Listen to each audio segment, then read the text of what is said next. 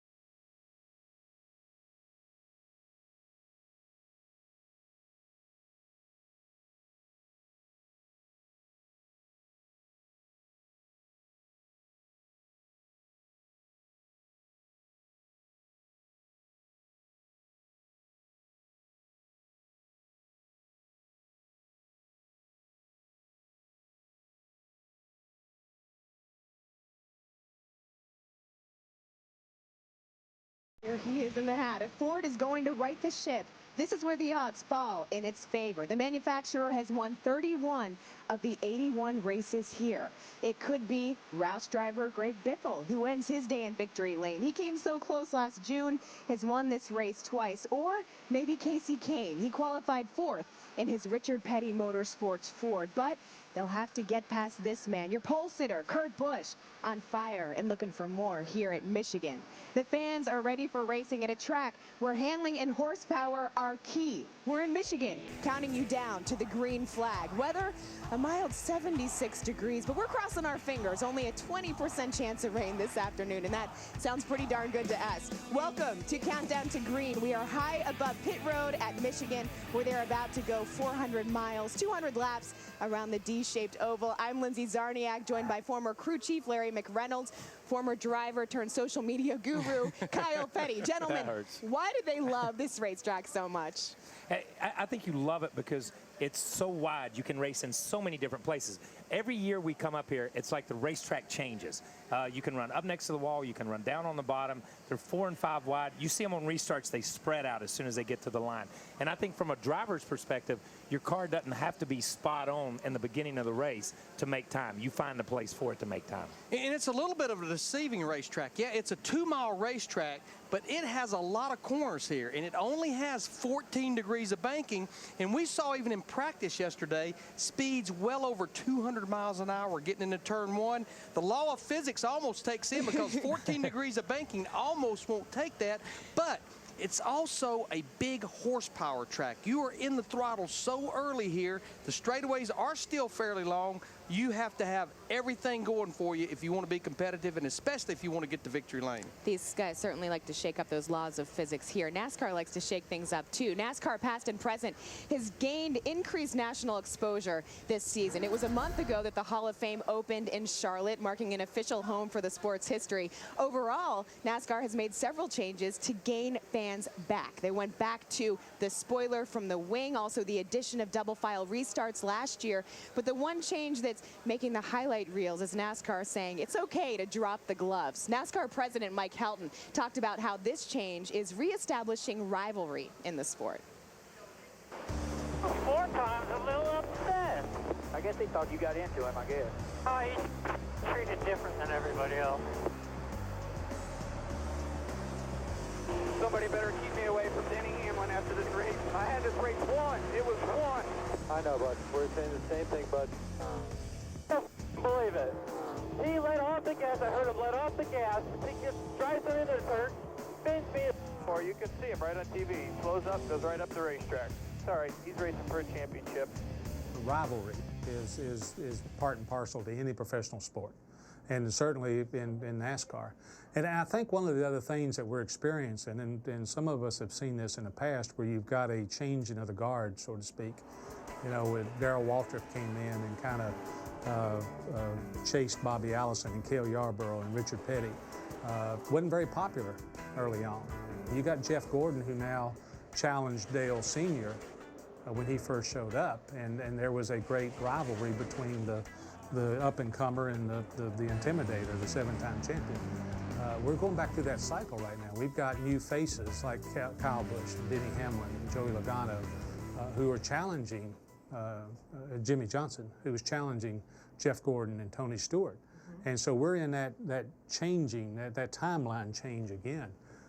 And that's exciting. It can be. When you have to pull a driver or drivers into the hauler after a race, what is your tactic? It's probably evolved into I want to be fair but clear. That if there's an issue, we don't need to dance around it. Let's just get straight to it. But I want to be fair about it and to understand, hopefully, based on the experience I've had in conversations privately and professionally with drivers as to the challenges they go through, and recognize those and be reasonable about that. So you're not necessarily putting an arm around their shoulder, but you're not really hitting them upside the head either? Not in that order. At least he's honest. Kyle, have you ever been hit upside the head inside the hauler? Not by one of the NASCAR guys, by my father and a couple other guys. Yeah, okay, I'll give you that. Well, the biggest example of tensions flaring between drivers last week was certainly Joey Logano and Kevin Harvick. We're going to hear from both drivers, with Harvick joining us on set shortly. But there were other instances where the blood was boiling last week, and again, it happened among teammates. We saw A.J. Allmendinger blocked teammate Casey Kane. It caused a huge wreck on the last lap. A.J. said that he would do the exact same thing if he had another chance at it. Kyle, is this right or wrong? It's right. There's nothing wrong with A.J. blocking. This is the last lap. Green, white, checkered.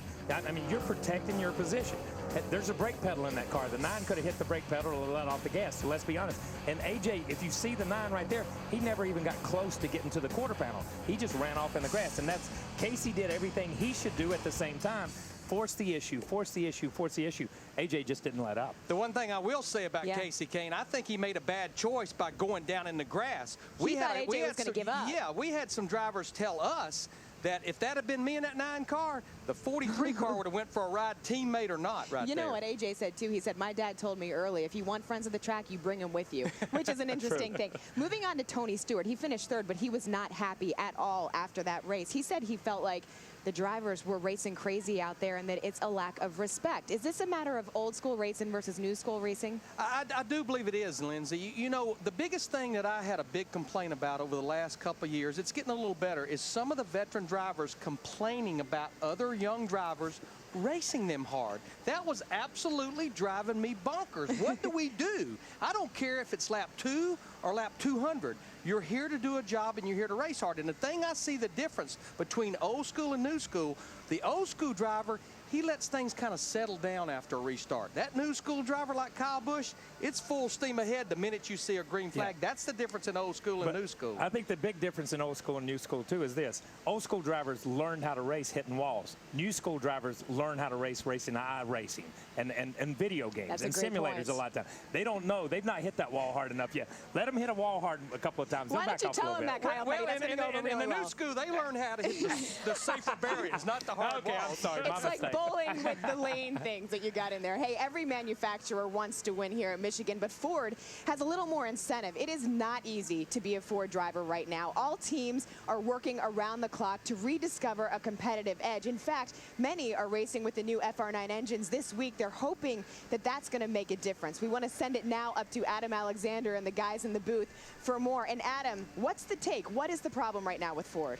No doubt about it, Ford has gone through their struggles in 2010, Lindsay. In fact, to put a historical perspective on it, the last time Ford went this deep in the season without a win, 1983, when they eventually went to victory lane in race 16. So we thought this would be a good time to talk to some members of the Ford camp and get their thoughts.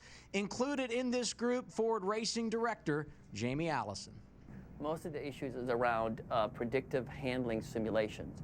And that we're kind of gnawing at it, we're chipping at it, we're making improvement on it, and we won't know because you can't test to validate until you are at a racetrack and running and seeing how your simulation improvement is correlating to the track performance. The new engine's going to be good, but it's a number of things. You know, when we come to the racetrack, we try to make this car, you know, going down the corner and do what I want it to do, and it's just been a little bit of a struggle. And Matt Kenseth and Greg Biffle, David Reagan, we're all really good drivers, and we just got to keep believing in ourselves and keep going forward, because the tide will turn. There's pressure for us all to perform, you know, to keep your sponsors happy and give them the value that they need to be getting for the money that they're spending, and you know, just for the whole thing, to keep the whole thing together and get it back up to a point where everybody looks at it like people are looking at Hendrick and Gibbs and even RCR right now, and Penske for that matter. We've got to do a better job at executing.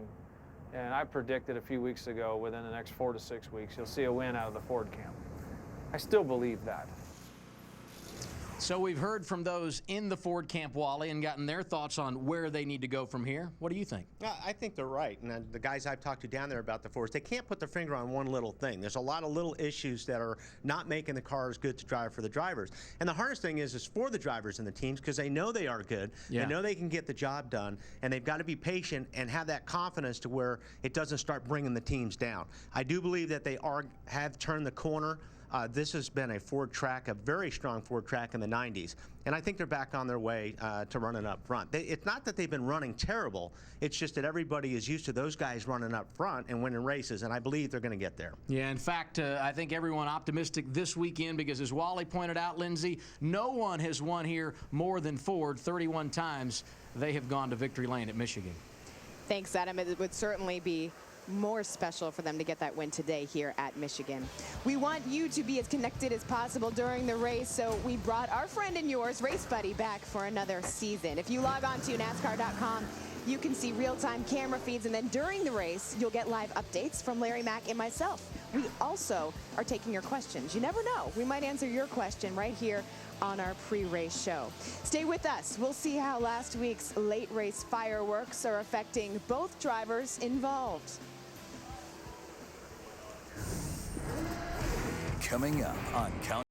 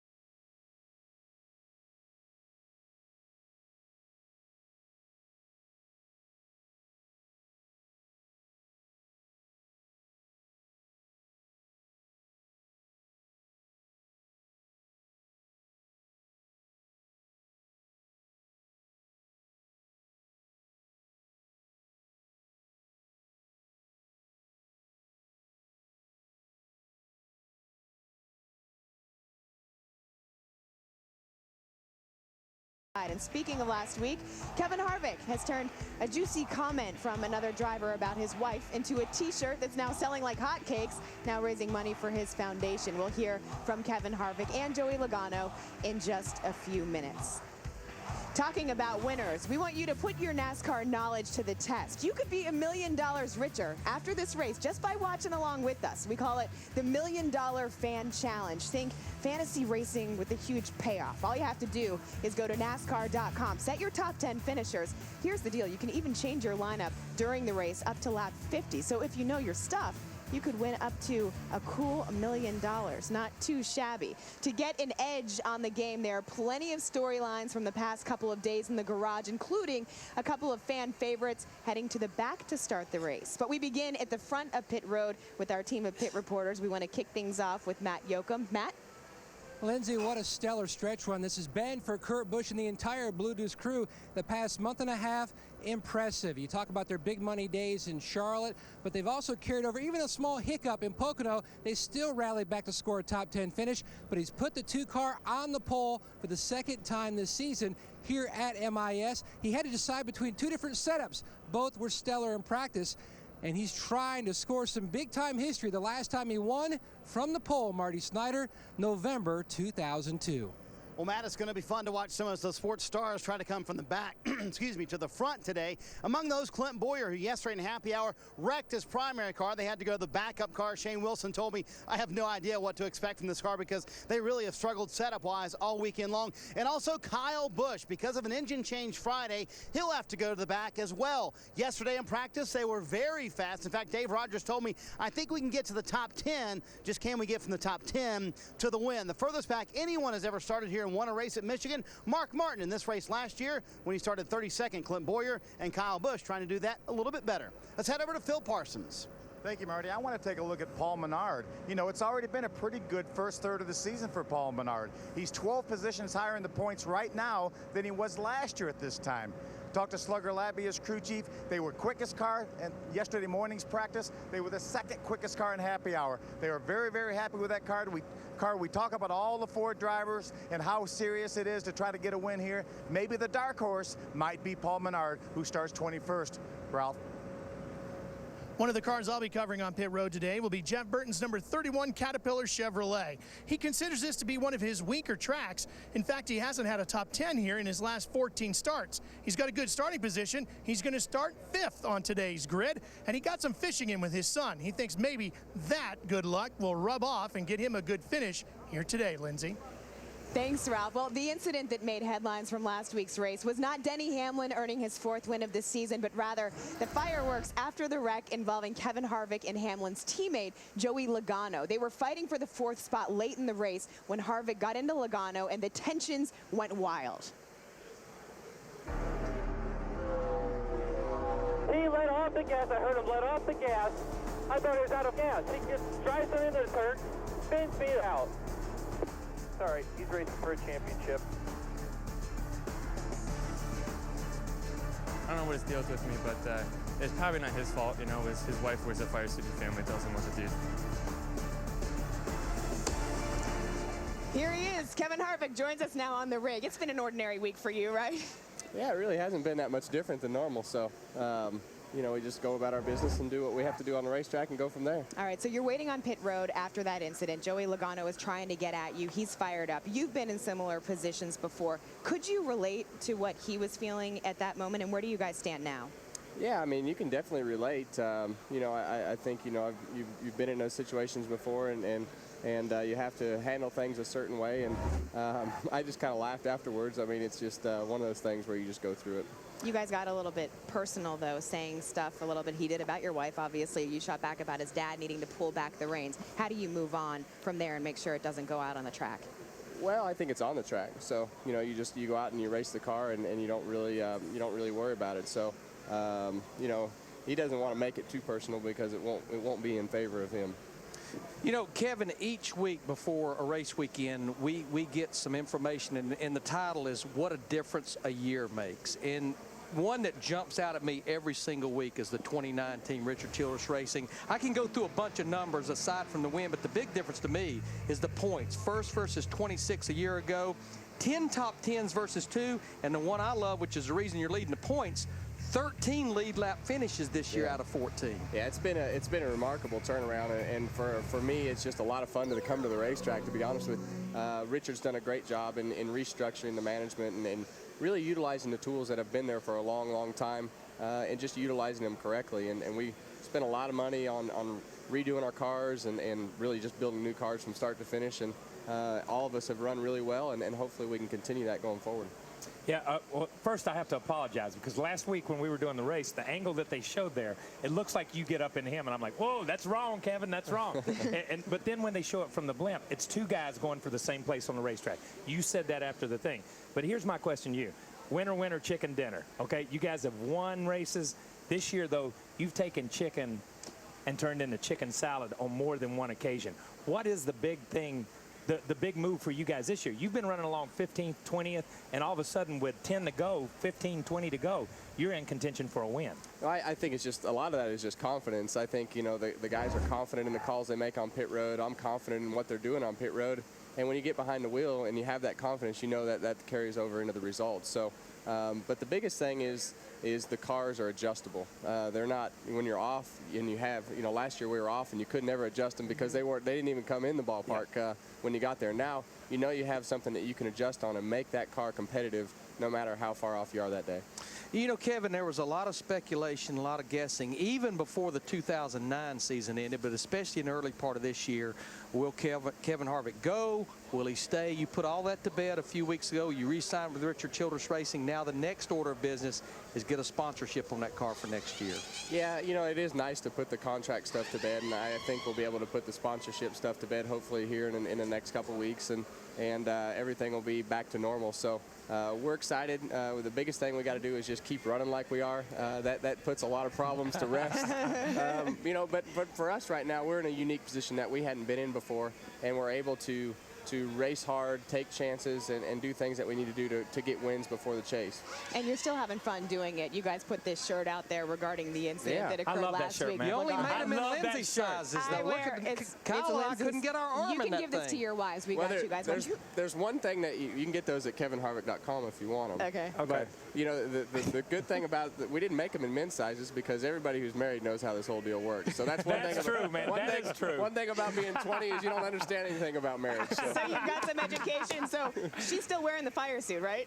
Well, yeah, absolutely. The one thing I said about Kevin, I said, you may possibly beat him on the racetrack. You may even fight him and beat him. You will not win the war of words with Kevin Harvick. You'll lose every time. That's why they call him Happy Harvick. All right, Kevin, thank you so much for joining us. Best of luck today. Well, the other driver involved in last week's wreck, Joey Logano, starts 12th today. His crew chief told me that the incident is so far behind them, they don't even know what I was talking about. Ralph Shaheen is standing by with Joey to determine if that's really the case. Ralph? Joey, big moment for you last week after Pocono. You were trying to establish yourself a little bit with Kevin Harvick and some of the other drivers. Do you feel like you earned the respect you were looking for in the garage area? I don't know. I feel like I got a lot of respect from a lot of drivers out there. So, the way I look at it in the past, we're looking ahead right now to Michigan. It's said how I feel, and I stand by my word, but it's in the past now. You know what I mean? Okay, so let's talk about this week. You got a big win last night at Kentucky again. You're starting to own that place. Can you lay claim to this one today? Yeah, I wish we had a few cup races at Kentucky, that's for sure. I don't know what the deal is with that place and me. We just seem to hook up pretty good there for some reason. So hopefully we get the same deal here at Michigan. It's I think I got a good Home Depot Toyota. We didn't have a real fast first lap, but it seemed like our lap times kind of stayed there on the longer run. So we need to look to keep that throughout this race. Usually there's a lot of long runs here. So if we're decent at the end here, we should be all right. All right, Joey, good luck to you today. Lindsay, if he gets some of that momentum from last night, he's going to be tough to beat. You're exactly right, Ralph. Well, Larry, I want to turn this to you for a second. Interesting situation. You're very good friends with his father, Tom Logano, who was basically asked by NASCAR not to be here this week because of that incident. You've talked to him. What is his perspective? Well, the thing about it, what Tom Logano was doing, he was being a dad. And it's something I'm faced with my son Brandon racing. It's something Kyle's been faced with. And Tom, I know for a fact, he wasn't trying to instigate a fight with his son Joey. What he was doing is exactly what we've been beating Joey Logano up about, and that's not confronting a problem, a situation. And that's what he was saying. If you keep walking away from these deals aren't going to go away. You're going to have to confront them. It's just the timing was terrible. But I will say this, once your son gets to the big leagues, whether it's Sprint Cup Series, NFL, Major League Baseball, it's hard, but that's when you really have to walk off and say, I'm just dad. And maybe from now on, we'll see a little bit different tactic from Joey Logano. The feud may have created motivation. After all, Joey Logano was one of several doing double duty over the weekend. And for the third consecutive trip, he ended up in victory lane. Let's take a look at the NASCAR Nationwide Standings recap from last night's race in Kentucky. Logano took the checkered flag for the third straight year. Each time he's done it from the pole. Carl Edwards was second. Brad Keselowski came home third. Fans, you can keep up with all your favorite drivers by checking out the Nationwide Insurance on Your Side race review only on NASCAR Nationwide Series. NSCS.com. We have sad news this morning. The NASCAR world is mourning the loss of one of its own. Les Richter was a former All-Pro linebacker who went on to play a crucial role in growing the sport of NASCAR. He was the driving force, in fact, behind NASCAR's move here to Michigan International Speedway. He was the president at one time of Riverside Raceway and helped bring the sport to California as well. He was 79 years old. On behalf of TNT and NASCAR, our condolences to the entire Richter family.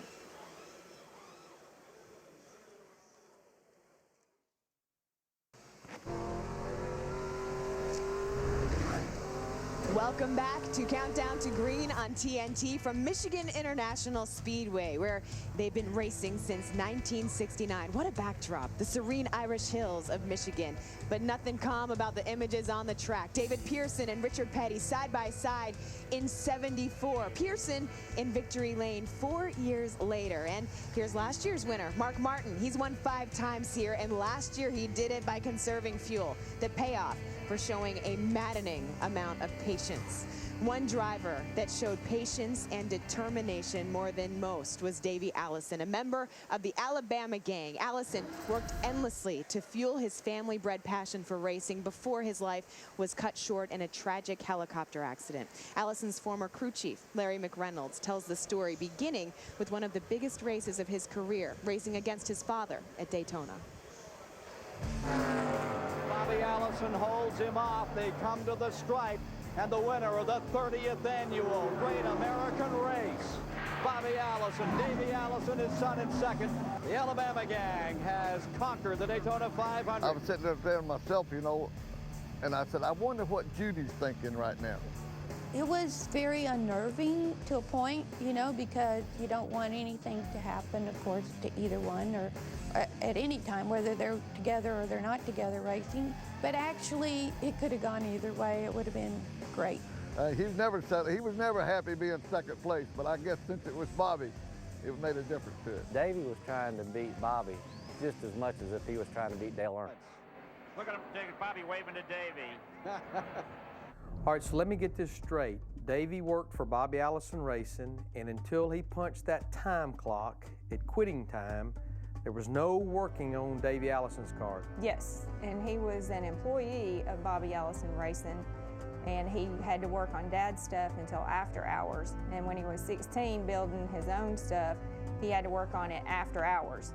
So if he had to be ready by Friday evening to go to BIR or wherever he went by the time he was 18, you know, he worked almost all night. And he'd come to me and he'd be so mad at Bobby because Bobby was making him sweep the floor or do some stuff, and he wanted to get in there and be working on the motor or working on the chassis or something, you know, stuff like that.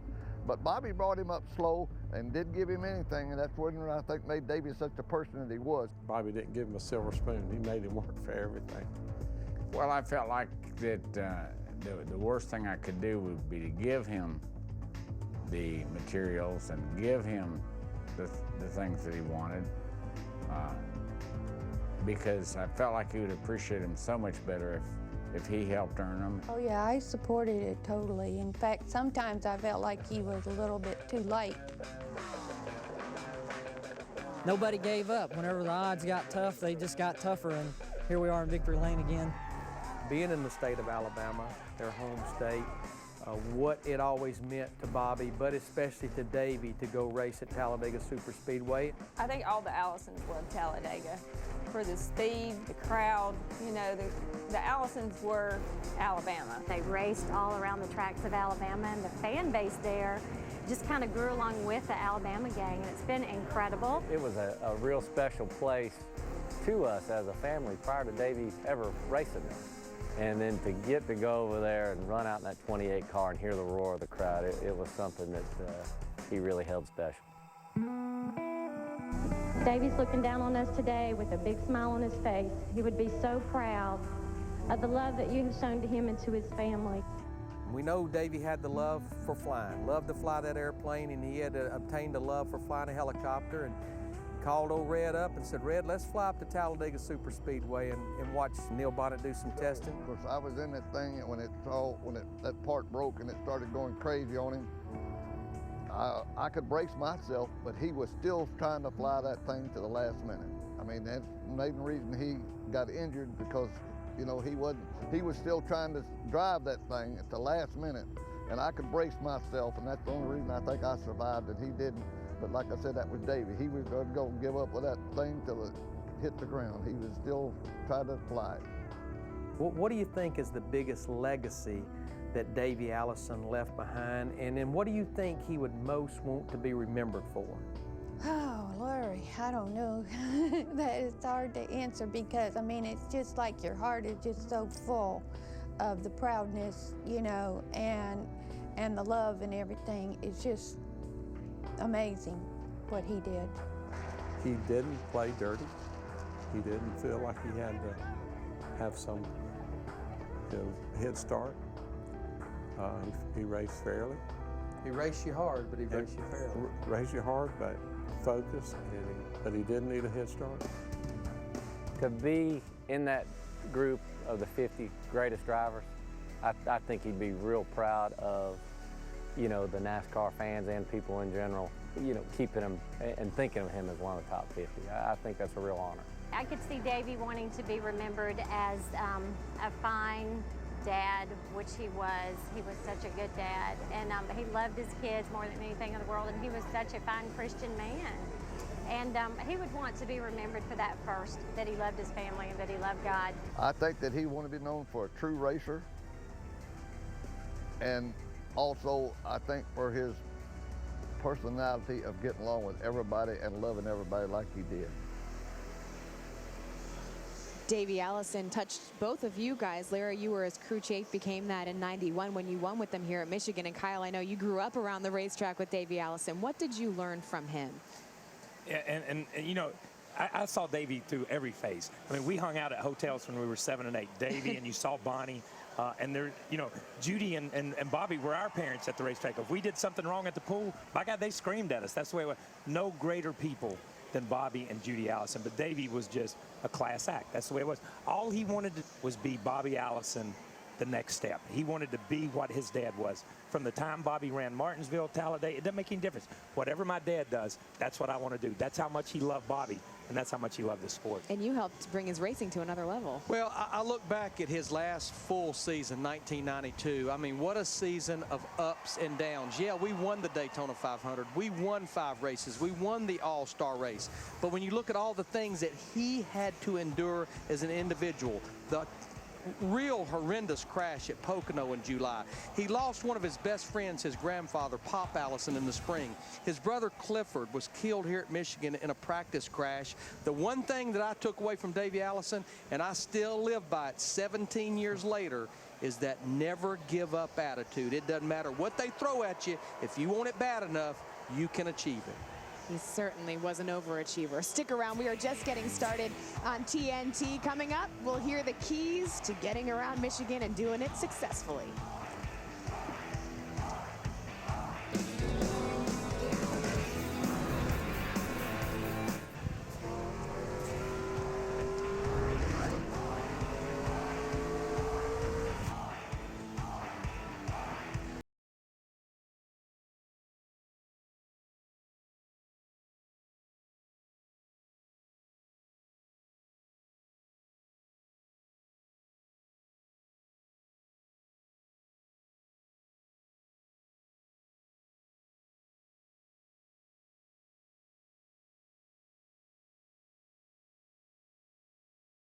In the Irish Hills, Wally Dallenbach shows us how to get it done.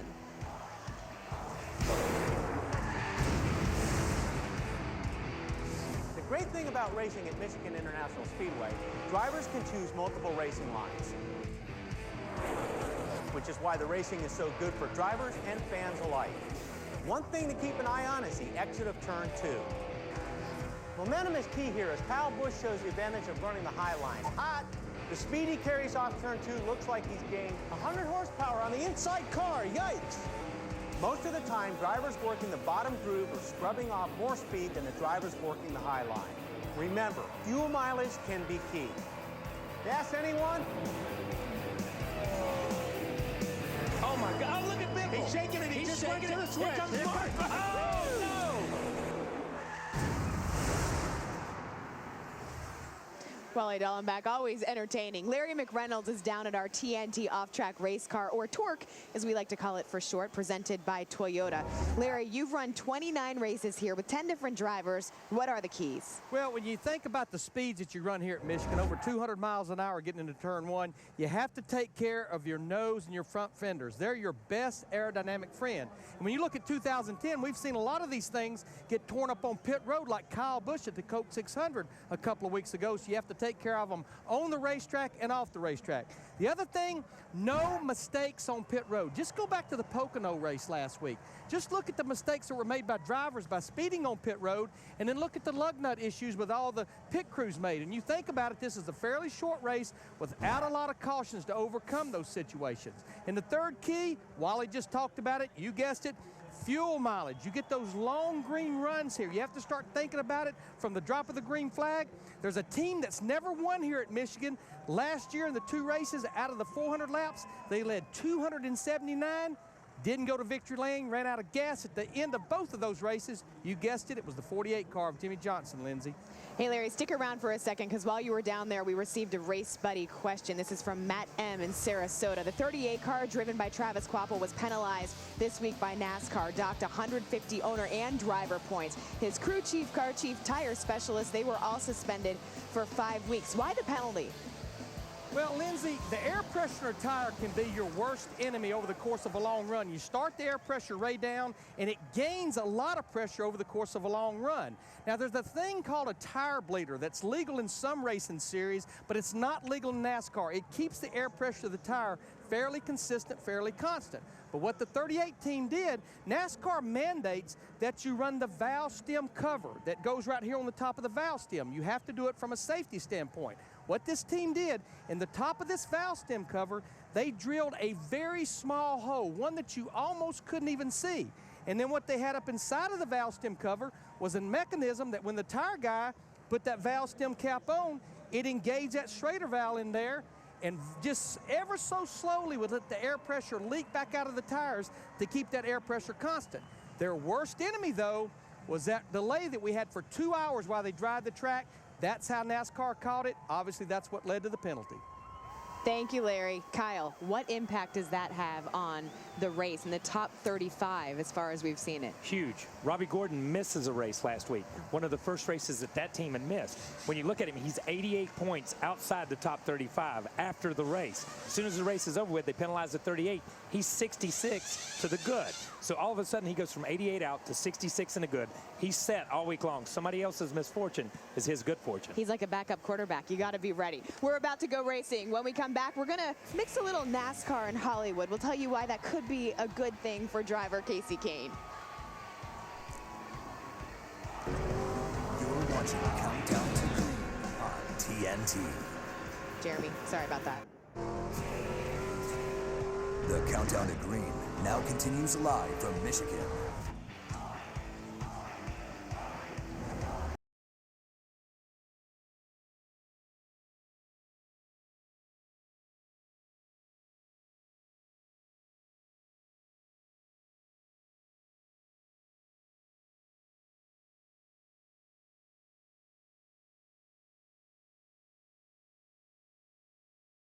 Trio, they are joining together off the track for a campaign called the Pepsi Refresh Project. Each driver came up with their own unique idea to make a difference in the community, which fans will be able to vote on. The project that they like the best will win $100,000 to fund that initiative. Our Ralph Shaheen sat down with all 3 drivers to talk about the campaign and also if we really know the real Dale Earnhardt Jr. There's a specific school in Mooresville, North Carolina, where I live, where a lot of the sport is migrated to. It's called Shepherd, and it's on the side of town. It's a little bit undeveloped. I wanted to kickstart it with putting in computer labs and upgrading a lot of facilities at this specific school, and hopefully we'll get lucky and win the grant. Do you think we know you? Do we really know Dale Jr. as fans and media? Yeah, I don't know. You tell me. I mean, it's odd hearing him being asked that question because I get that question all the damn time. Yeah. Who are you? Do we know you? Why aren't you like so-and-so? So I guess everyone is. Do you guys think we know him? Because I'm sure you probably see him in a different light than we do, like when we interview him and that sort of thing. Ralph, do we know you? Yeah, exactly. I mean, I think he is able to be himself more than anybody out there. But I don't know him. I mean, I've been to his house. I've hung out with him, and he's cool. But I'm like, man, I have no idea what he does, 20 of the other hours that, I wasn't there. Glad to see Dale Jr. could dress up for that interview. No, but the thing is, they are three different personalities all looking for a win here today. We'll have more from them next week. Well, superstition could serve Kasey Kahne well this weekend. In 2006, he won the pole and then the race at Michigan in a sport that was sporting a logo for Adam Sandler's movie Click on its hood. Today, he's at it again, this time promoting Sandler's film Grown Ups on his deck lid. Our Marty Snyder caught up with the driver and the film's two movie stars, Adam Sandler and Kevin James. Thanks, Lizzie. I've caught up with driver number 9 and the stars from the movie Grown Ups, Adam Sandler and obviously Kevin James as well. Let's talk a little racing with Kasey first. I understand that you had one of the better cars in practice yesterday. A lot of people in the garage saying you're the guy to beat today. You agree? I think we have a good Budweiser Ford.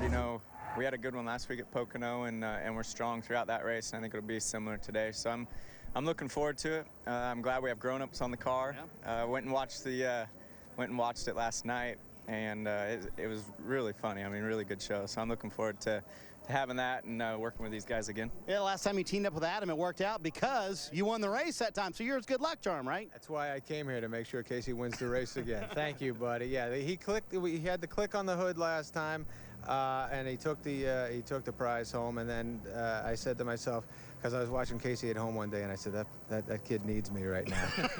You're his good luck charm. Movie terrific, by the way. Big premiere here in Michigan last night for a lot of the NASCAR family. Kevin, you did one of the greatest start your engines of all time. Adam's mad that I said this earlier, but the one you did at Daytona was awesome. Well, yeah, and Adam's was cute. It was nice. It was nice. It was cute. It was nice of him. This is pathetic. Yeah, it was. It was. Now, mine. I brought some thunder, and we plan on doing something. You can't top that. I got to be honest. You can't. We got to go to the side. You got to go to the side. You take a different route. You zig. You zag. You do something a little different. And you bring the folks a little love. Do we get a preview of what you're going to do or not? You know what? You don't want to know how the sausage is made. I think you just see the end result and you just taste it, and you're gonna like it. You're gonna like it a lot. It's tasty. Yeah, tasty.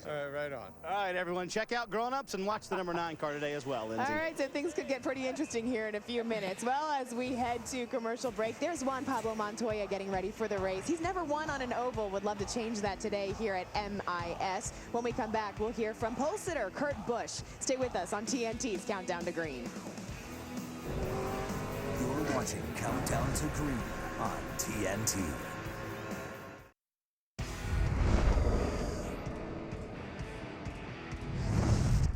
You're watching NASCAR on TNT. And make sure you race out to see our new movie, Grown Ups. Did you really just say that? Yeah, because it's funny. No, it wasn't. Well, I guess I shouldn't say that we'll see him in the winner's circle on June 25th. Okay, I'm going to put him into the wall.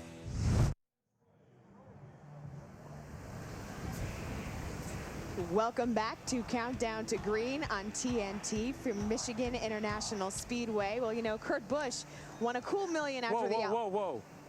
On the Countdown to Green, we all air out all of our dirty laundry. Yes. Did you get a speeding ticket this morning? Countdown to Green, speeding ticket. I was thinking so hard about this show and about how excited I was. I didn't even realize I was going 60. But you did get a speeding ticket. I did. And it was that 60 and a 25? Officer Smith wasn't too happy. I tried to talk my way out of it, but I'm not Kyle Petty. It doesn't work for me. Matt Yoakum, help me out of this. I know you're sitting by with the pole sitter today. Well, Lindsay, we'll start a kitty to help you out paying that fine. And the guy who was fastest on Friday, Kurt Busch in the Blue Deuce, confidence is high after qualifying, after practice spot going into today. We feel pretty solid about our car. I mean, we're running this program and trying to find the right click between loose and tight. And Steve Addington, all my guys at the shop, everybody is really pulling hard. And to sit on a pole at a track that I've never done it on just shows I think we're trying to find the correct trend. But this is an exciting track. It's a racy racetrack. So we're looking for big things with the Miller Lite Vortex Dodge today. 4th time on the front row this season. The last time he won from the pole, November 2002. Lindsay? Matt, thank you so much. Kurt Busch feeling very, very confident, but so are a lot of guys in the garage. This is a track, after all, we've said that they tend to enjoy. A lot of guys feel like they have success. Mark Martin, certainly one of them. Joey Logano, you see there, would love to get things back on track. Will there be fireworks with him and Harvick? We'll start pre-race when we return. Welcome back to NASCAR on TNT from Michigan International Speedway. The drivers preparing to go 400 miles, 200 laps around the D-shaped oval. Right now, we want to take you trackside downstairs for the start of the pre-race ceremonies. An outstanding human being when Les Richter passed away at the age of 79. Les Richter achieved extraordinary success as both a NASCAR executive and a National Football League defensive star, and was instrumental in helping grow the sport of NASCAR, particularly in the western region of the United States. Let us now observe a moment of silence in memory of Les Richter.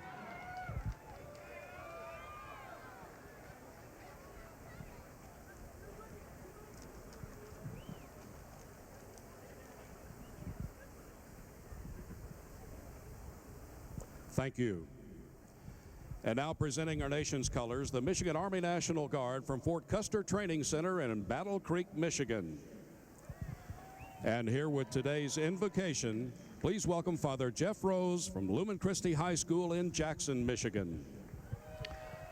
Almighty God, we thank you for another cloudy summer day here in Michigan. We thank you for letting us arrive here safely. We ask you to keep our drivers and teams safe as they compete for us. We ask you to remember Marty Rompf, a longtime employee of motorsports, particularly here at Michigan International Speedway, who lost her battle with cancer a few weeks ago. As we gather here, we ask this all through Christ our Lord. Amen. And now, ladies and gentlemen, please remain standing for our national anthem as performed by the U.S. Army Chorus a cappella team. Oh, say, can you see by the dawn's early light what so proudly we hailed at the twilight's last gleaming, whose broad stripes and bright stars through the perilous fight o'er the ramparts we watched were so gallantly streaming.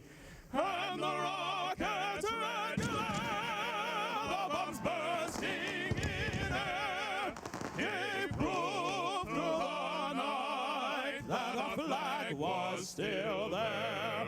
Oh, say does that star-spangled banner yet wave?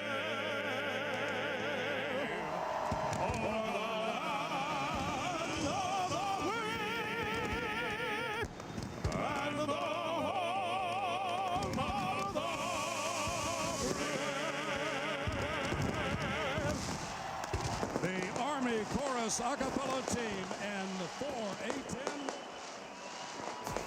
The drivers are having final conversations with their crews and families. When we come back, we'll be firing up the engines in Michigan International Speedway. A legacy of glory. Every driver is striving to achieve this goal. When their endeavor is challenged, these men will instinctively rise to defend it. Whether it is a young star still drafting the first chapter of his story, I don't know what his deal is with me, but he's apparently stupid. Or an old champ looking to add to his. For anybody that's looking for drama for the next couple races, start looking, because I can promise you I'm going to start making the highlight reel in the next couple weeks. At Michigan International Speedway, legacy will be on the line at a track that refuses to forgive those distracted by emotion and rewards a calculating mind that will take a chance. Roaring speeds will be reached, but fuel conservation must be considered, subjecting them to a daring game of racing roulette. Jimmy Johnson is out of fuel. Biff will lead. This is the last lap. He looks to be slow. He looks up Mark. Oh, no! Mark Martin takes the checkered flag of Michigan. NASCAR's TNT Summer Series continues. Welcome back to Michigan International Speedway, NASCAR on TNT. This is a track that most drivers have at the top of their list. Our expert crew chief, Larry McReynolds, certainly has had a lot of experience here. Larry, you almost got a speeding ticket running down to your cutaway car there. What are your averages today, my friend? Well, Lindsay, when you think about a 400-mile race that we maybe won't have a lot of cautions, you have to look at the trends of the patterns. And what I've done, I've looked back to the last 9 races here at Michigan in June. The first caution average lap 32. Last year it was lap 74 before that first caution. Number of cautions, average 6. The longest green flag run, average 75 laps. We'll have some green flag stops, I can promise you. And the last caution flag, average lap 172. That's 28 laps to go, Lindsay. Weather does not look like it's going to be a factor today. So far, we are lucky. The drivers getting ready to fire up their engines. They're getting the final conversations in with their crew members, deciding what strategy. Now to the command. Welcome back. The stars of the new movie Grown Ups in theaters June 25th. Here's Adam Sandler and Kevin James. Thank you. Which one? Come on, this is for the troops overseas. Gentlemen,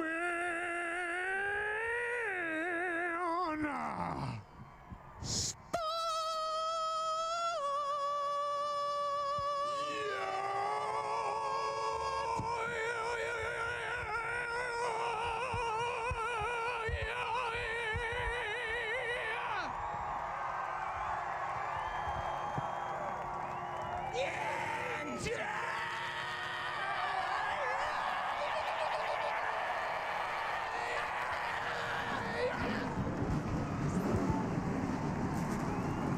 I'm just going to say, I think that might be the best command I've ever seen. Kevin James and Adam Sandler doing it their own way. They said it'd be great. That sure was. When we come back to NASCAR on TNT, it's time to go racing.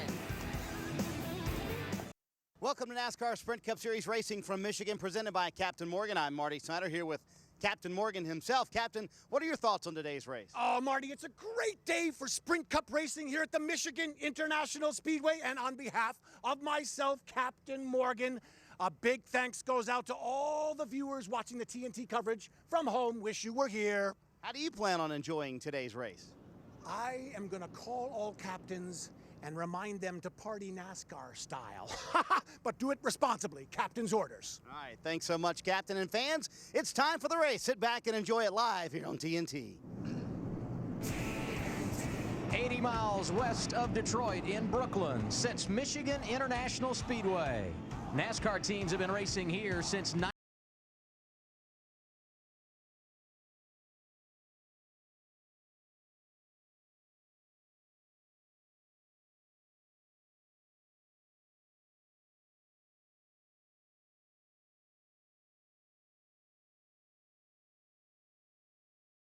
have you with us for NASCAR on TNT. With Kyle Petty and Wally Dallenbach, I'm Adam Alexander. And Wally, I know when you were a driver coming to Michigan, one of your favorite stops on the circuit, many of these drivers would agree. So what is it about this place that all you guys seem to like so much? Well, there's so much racing room here. That's the biggest thing. And it takes a lot of horsepower, it takes a good car to get around this place, but there's so much room to race. And the driver makes up for a little bit, because if your car's not working right, there's lots of grooves to choose from. You start searching the racetrack and you find a place where your race car will work, and you get 3 wide, 4 wide here, and it's a lot of fun. One thing about it, Kyle, is though, even if you have a really good race car, pit strategy comes in really big here. Yeah, pit strategy is all inclusive here. This is one of those places that you start talking about fuel mileage on Monday after the Pocono race, because you're coming here. So pit strategy is crucial. I mean, you got to know when to get in, when to get out. You've got to make good time, and you've got to be with the draft. And that's an important thing today that's going to come up with this spoiler. They're going to draft down these straightaways. One of the other storylines we'll talk about today, undoubtedly, Ford and their success here over the years. And it is a Ford that is out front right now. Ford will soon attempt to complete 1,000 laps in the new 2011 Mustang V6 on 1 tank of fuel, all part of Mustang's 1,000 lap challenge. Go to Mustang1000lapchallenge.com for your chance to win a 2011 V6 Mustang. What a great looking car. And now we take a look at today's starting grid. For the second time in 2010, it will be Kurt Busch who leads him to the green flag. Jamie McMurray joining him on the front row. Jimmy Johnson has never won here at Michigan. Casey Kane won in 06. Row 3, Jeff Burton looking for his first Michigan win, a two-time Michigan winner in Jeff Gordon. You see Ryan Newman and Denny Hamlin in row 4, and it really doesn't matter where your favorite driver starts because you can go back deep in the field and have a chance to win here at Michigan. In fact, a year ago, Mark Martin started in the 32nd position, drove all the way to the front, and eventually spent the end of his day celebrating in victory lane. Carl Edwards has won here twice. He starts in the 19th position this afternoon. Wally, I think you're going to dial up driver 99. Carl Edwards, this is Wally up in the booth. Got a copy? Got you, Wally. How's it going? It's going good, man. Hey, you've been to victory lane here twice, and everybody's talking about the Fords possibly making the turn. This has been a great track for Fords in the past. You've got something for them today? I hope so. I'm pretty excited about coming here and representing Ford. You know, they've been doing a great job on the road. We just got to get them to win. So, you know, just this Aflac Fusion was good in practice, and hopefully we can come through for them. And you know, I learned something about you. I didn't realize your wife ran here in 1982. That's pretty cool, man. If what you're getting at, Carl, is my wife wears the uniform in the family, yes, this is true. I did not say that, but yeah, I'm glad my wife doesn't want to come race. I'd hate to have to compete with her at that. But hi, Kate, I love you. Well, good luck, man. How was your car in the long runs? Because it seemed like your car was one of those cars that was really consistent on the long runs. Seems pretty good. There were a couple cars that were really fast. You know, the 9 car was one of them, and since we could go look at his notes, that'll help us a little bit. But we had that speed right out of the gate, so hopefully it holds on for a long run because I think, you know, like normal, that's what's going to win the race here. Well, good luck, Carl. Try to break that streak and get that Ford in victory lane maybe today. All right, thanks a lot, Wally. Have a good one. Carl Edwards made his career debut here back in 2004, and now we check out the built Ford Tough driving force. Carl Edwards, a multi-time winner here at Michigan. And as we mentioned, he also began his career here a number of years ago. One last trip down pit lane before we go green. Gentlemen? Multiple lanes, and Wally was talking about a little while ago the reasons why Jeff Gordon loves this racetrack, considers it his favorite. Of course, he's won here twice. That'll put you in a good mood too. He told me just moments ago this track and his car seem to be working together really well this weekend. He's hoping to improve on those 2 second-place finishes he had here a year ago in the 2 races here in Michigan. Phil? You know, Ralph, it's been feast or famine this year for Jamie McMurray. Started out with that huge win at Daytona. He's had 3 other runner-up finishes, but only 1 other finish in the top 10. Kevin Bono Mannion says in order for us to get those top 5s consistently, we're going to have to keep up with the racetrack today. He said the sun's going in and out. He said we're going to have to keep up with that. And oh, by the way, we need to take a look at our fuel mileage. And by virtue of his second-place qualifying run, he has one of only 6 cars with openings on pit road. So that may help him on caution flag pit stops, Marty. Phil, it's been talked about how Jimmy Johnson lost both races here last year on fuel mileage. I asked Chad Canals, do you start playing the fuel mileage game from the beginning? He said, my job is to make a race car fast. He and Johnson have done that this weekend. Everybody in the garage area says Jimmy Johnson, the man to beat today, Matt. Marty, the big question mark for Juan Pablo Montoya. What happened to the speed in his race car from Friday's practice to Saturday's? Completely different change and setup on this 42 machine. The good thing, he finished top 10 here a year ago. And Larry Mack, this is one of those racetracks where Juan Pablo Montoya should fit right in because you can run the Richard Petty, David Pearson line all day. That very high line up against the fence. Yeah, Matt, lots of options here when you get into this race. But, you know, throughout the countdown to the green in the pre-race, a lot of talk about the Ford teams. And they have put all the bullets in the gun here. And you know what? Those guys were fast in practice. When I look at one Ford team out there, the drivers won here twice, the crew chiefs won here a couple of times, but Marty Snyder, they're going to have to put their work gloves on. They're starting 39th. That is a long way to the front. So, Todd Parent, how do you get that car from 39th to the win? Hopefully we got a good fast race car and, you know, make some calls here in the pits and get us some track position. These guys had good pit stops all year long, and Matt's done a great job driving his tail off, so hopefully that's what gets us up there at the end of the day. Todd Parent told me earlier today if I'm in the top 10 and halfway, I'm a happy guy. Adam? No doubt about it, he understands the numbers, Marty. So with that, we go to our Burger King race analysis. 400 miles here this afternoon, comprised of 200 laps around this 2-mile oval. You see the pit window, 42 to 46 laps, and once again, pit road speed very important because of the possibility of green flag pit stops, 55 miles per hour there. And to the rear, the 34 of Kevin Conway. Kyle Busch changed an engine on Friday, and the 33 of Clint Boyer in a backup car after crashing in practice yesterday afternoon. I don't think he really liked that first car too much. Yeah, I don't think he was too upset that he got it in the wall. And it's, you know, this is going to be new to him, but I don't think it's critical. Boyer got no practice time with that backup car. A number of drivers deep in the field to start today's race that we will keep our eye on. But as we get the green flag, we focus on the front. Kurt Busch, the pole winner in a Dodge. Jamie McMurray outside in a Chevrolet. Fans on their feet as we get ready to go racing for the 15th time in 2010. We're glad you're with us for NASCAR on TNT. We are green at Michigan.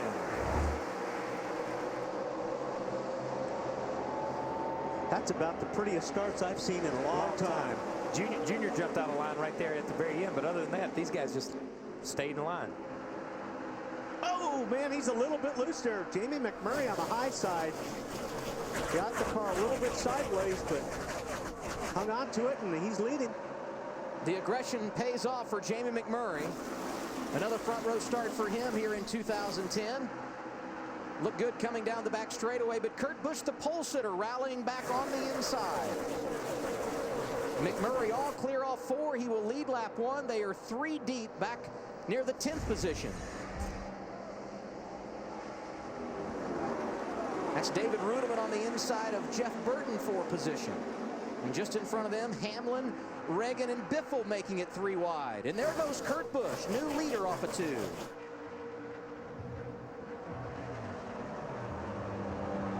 Montoya and Gordon working together, and there are teammates from Joe Gibbs Racing battling for position. Hamlin around Logano. He goes after Gordon.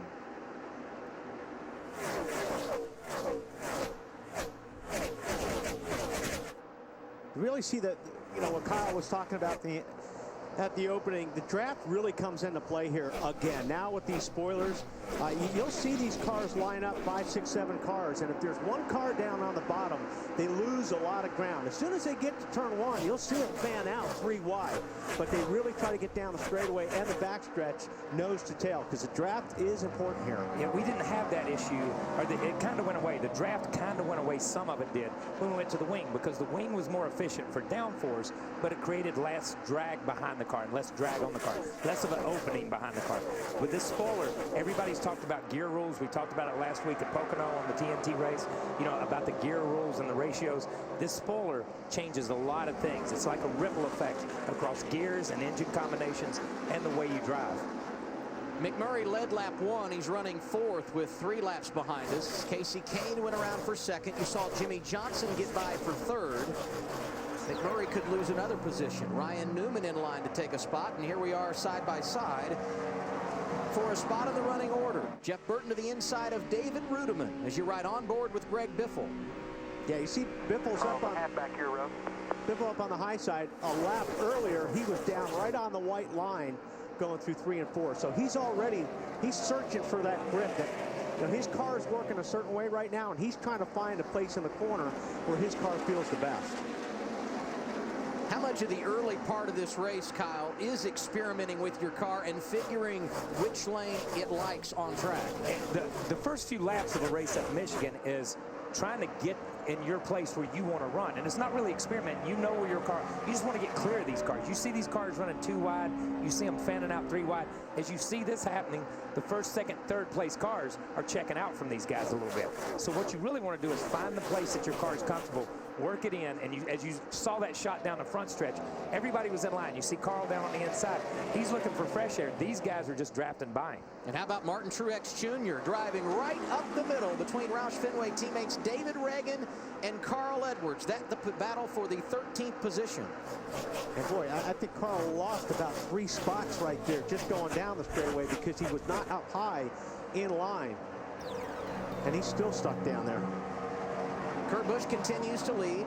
Last time around, we completed 5 laps. His advantage over second place Casey Kane, 0.3 of a second. And as we follow this, notice the 56 car of Truex. He goes in the middle of 1 and 2 and goes all the way to the wall at 3 and 4. That's what's special about Michigan.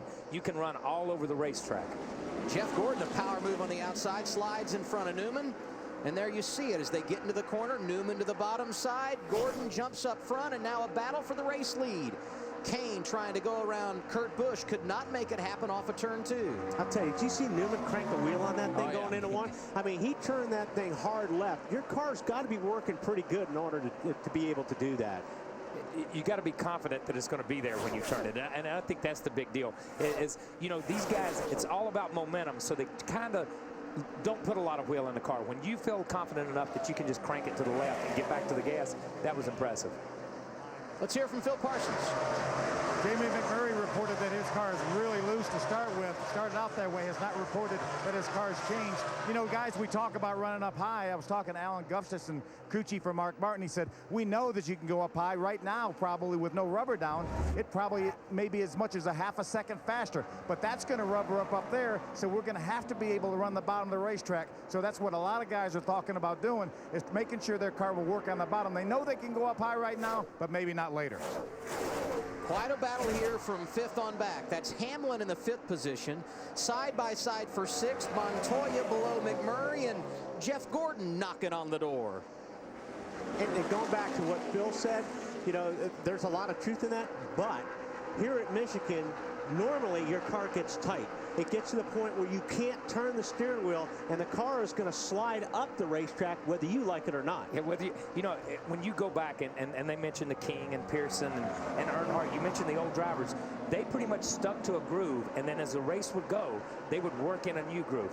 These guys that race today instantly run all over the racetrack. So if your car is working on the bottom and you like it there, you'll run on the bottom. If you have to go to another place, that place is just as wore out as the bottom was. So it kind of changes all these guys in the way it is, the way they drive a racetrack.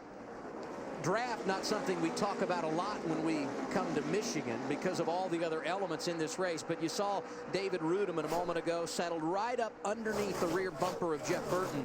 Draft does play a role here, doesn't it, Wally? Yeah, no, it certainly does. And you can see the one car's having a hard time.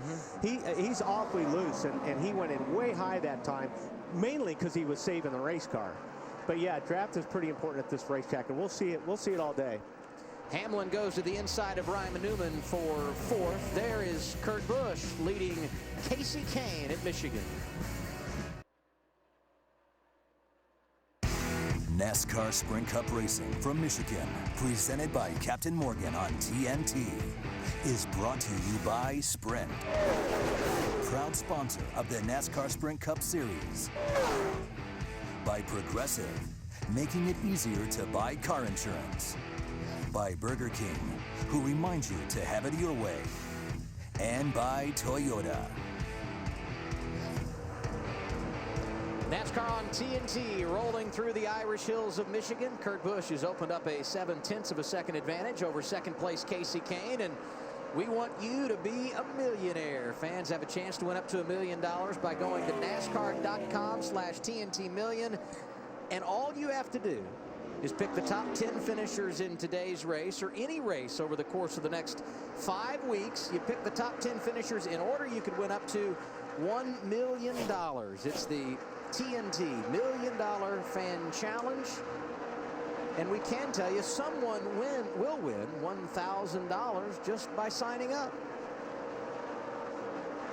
The race within the race. These 3 cars have been going at it for a while. 2 back. 1. I think we've run 15 laps, and this position has changed almost all 15 laps. Yep. And it depends. You know, everybody's tried low, everybody's tried high, and the 11 car really is working pretty nice on the bottom. He dives in this corner. You see him go down the front stretch here, and as they get to the first corner, the 39 and the 24 are up, he goes down. 2 back. That's on board with Newman. He's in back. 5th, and right behind him, side by side for 6th. Outside is Gordon, inside is Hamlin. The problem is when you're down there, Kyle, unless you can really roll through the center really, really good, you can't get off the corner and clear that guy. Yeah, exactly. You see the 24 coming out. He's got a good run on the 38. He gets right there. Boom. Man, it's like it lost the nose. Yes, when he got in back of that air. So fast. No air. Yeah, he's closing so fast right there. Boom. The car just loses all its downforce, and he's so close to it. Doesn't seem to have hurt the car at this point in time, but you're exactly right, Wally. When you get to the corner and you dive to the bottom, it was a decent shot a minute ago where you saw, and right here, you see the 11 kind of gain a car length on him right in the middle because he goes to the gas. But right here, he loses too because the engine's just not pulling like the outside line is. And that was a great shot, Wally, to illustrate the various lines that you can run here at Michigan. They were stacked in 3 different grooves when they entered the corner, and there goes Jeff Gordon, final to the inside. But look at Jeff Gordon. That's a slide job right there. Yep. He had no intention of going to the bottom of the racetrack. He dove in, went to the middle, and let that car slide up. That's what you see Saturday night in the world of outlaws and all types of short track racing is that slide job. Problems on the front straightaway brings out our first caution of the day. It's Marcus Ambrose sliding through the infield grass. You talk about a driver that was outstanding in 2009, that has fought every possible issue this season. You have it in driver 47. Ambrose gets our first caution of the day at lap 18. 18. And we have a winner in the booth. Yes, we do. Let's see what happened. Well, he was saving it and he got tagged. I mean, he actually had it saved, and that other car, I couldn't tell who that was, just came up and tagged him in the left rear. That's all it was. Yeah, but it looked like he almost just the same as Jeff did. When he got up there, the car got a little bit pushy. It jumps out to the right, and as he checks up, there's nothing that the 78 can do. On board with Stewart, you see Regan Smith in the 78 get up there and the contact. Come on, get through. Still green. The good news is not a great deal of damage suffered for the 47 of Marcus Ambrose after he hit the wall, so should be able to make some repairs and stay in the race. Yeah, I didn't see the right front, but I don't think there's any problem in the right front. But you want to make sure, and Larry mentioned it earlier in the pre-race, the front fenders and all that stuff in the front is really, really important here at Michigan. You know, you can bang up the rear, I think, a little bit and not lose so much.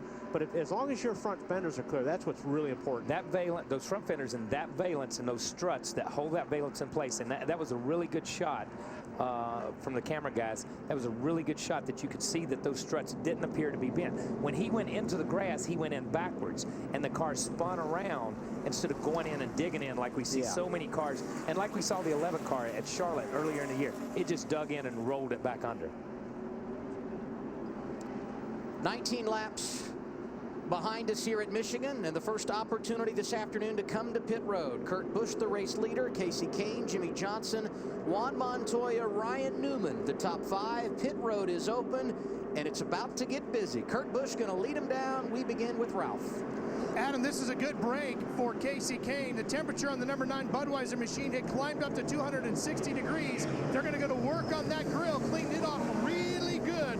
He was also a little tight, so you're going to take a half round of wedge out, Marty. Jimmy Johnson, bottom of your screen, said the car was loose, especially into 1. He said it got worse the longer they ran. They're going to go down. About a round on the track bar. Chad Knaus making that call. Matt? Posted of Kurt Busch is a car a little slow up top. That's why he's trying to run the bottom more. They're sticking to their game plan. There might be some 2-tire stops in this time, but they're going to go with 4. No adjustments, Phil. Matt, Jamie McMurray was in. He said his car's a little bit loose in through the center and up off the corner. Loose all the way through. Not crazy loose, just a little bit. So Kevin Bono Mannion took 1 pound of air out of the right rear.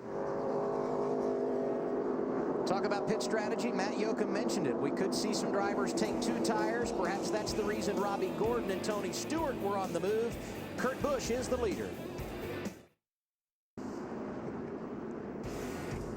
Aerial coverage provided by Goodyear, the official tire of NASCAR. New Fuel Max tires help you have a winning fuel strategy. Cleanup of caution number 1 behind us at Michigan, and we are set to go back green. Tony Stewart, Kurt Busch on the front row. Stewart took only 2 tires on that exchange of pit stops, and we are back under green. Stewart spun the tires a little bit there on that restart. Didn't lose too much on the 2. Here's where the 2 gets a run. Yeah. Just like a freight train. And the bad part, where you really feel bad is being Tony Stewart on that inside. You know you went to the gas 3 car lengths quicker than he did. But that outside line and the momentum that's built up, it just carries you, man. Yeah. Let's go to Marty for more on Tony Stewart. Yeah, guys, just talked to Darian Grubb, and I said, why the call for 2 tires now? He said, it's early. We really didn't have much to lose. And Tony felt like if he could just get up front with these guys, he might be able to run with them. So they don't expect to obviously stay in the lead, but if they can hang in the top 5, top 10, they'll be happy with that. Well, yeah, and there's a lot of truth to that, Marty. Obviously, we've been talking about it all year about how being out front is so important. It makes your car handle better. And if you're not stuck in the middle of traffic and you can get in the spot that Tony's in, it's like your car is a totally different race car because you've got more downforce on it to help it make it stick through the corners. Yeah, and that's an excellent point. And that's what Tony and those guys did and Darian did last week to have a great finish when they were up there. I don't think Tony was happy with the way his car run, but he had a great finish because of it. Another thing, as 38 must have just jumped out of gas because they're freight training him for whatever reason. But another thing, you know, whether your car's loose, whether your car's tight, this is a good time to try 2 tires to say, okay, which direction did it send me? So late in the race, if it does come down to 1 can of fuel, you don't mind putting 2 tires on to correct your car because 1 can of gas is 2 tires no matter what. We talked about experimenting with your line on track, a little experimenting in the pits in the early portion of this race as well. That's Stewart right there you see in your screen second. Montoya behind him. Hamlin and Jimmy Johnson have combined for 7 wins this year, and those 2 together on track racing for the 4th position.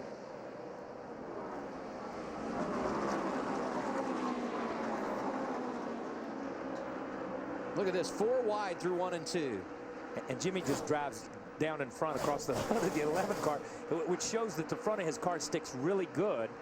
Even though he was behind the 20 or the 42 car, he had enough go that the front just stuck and he turned left.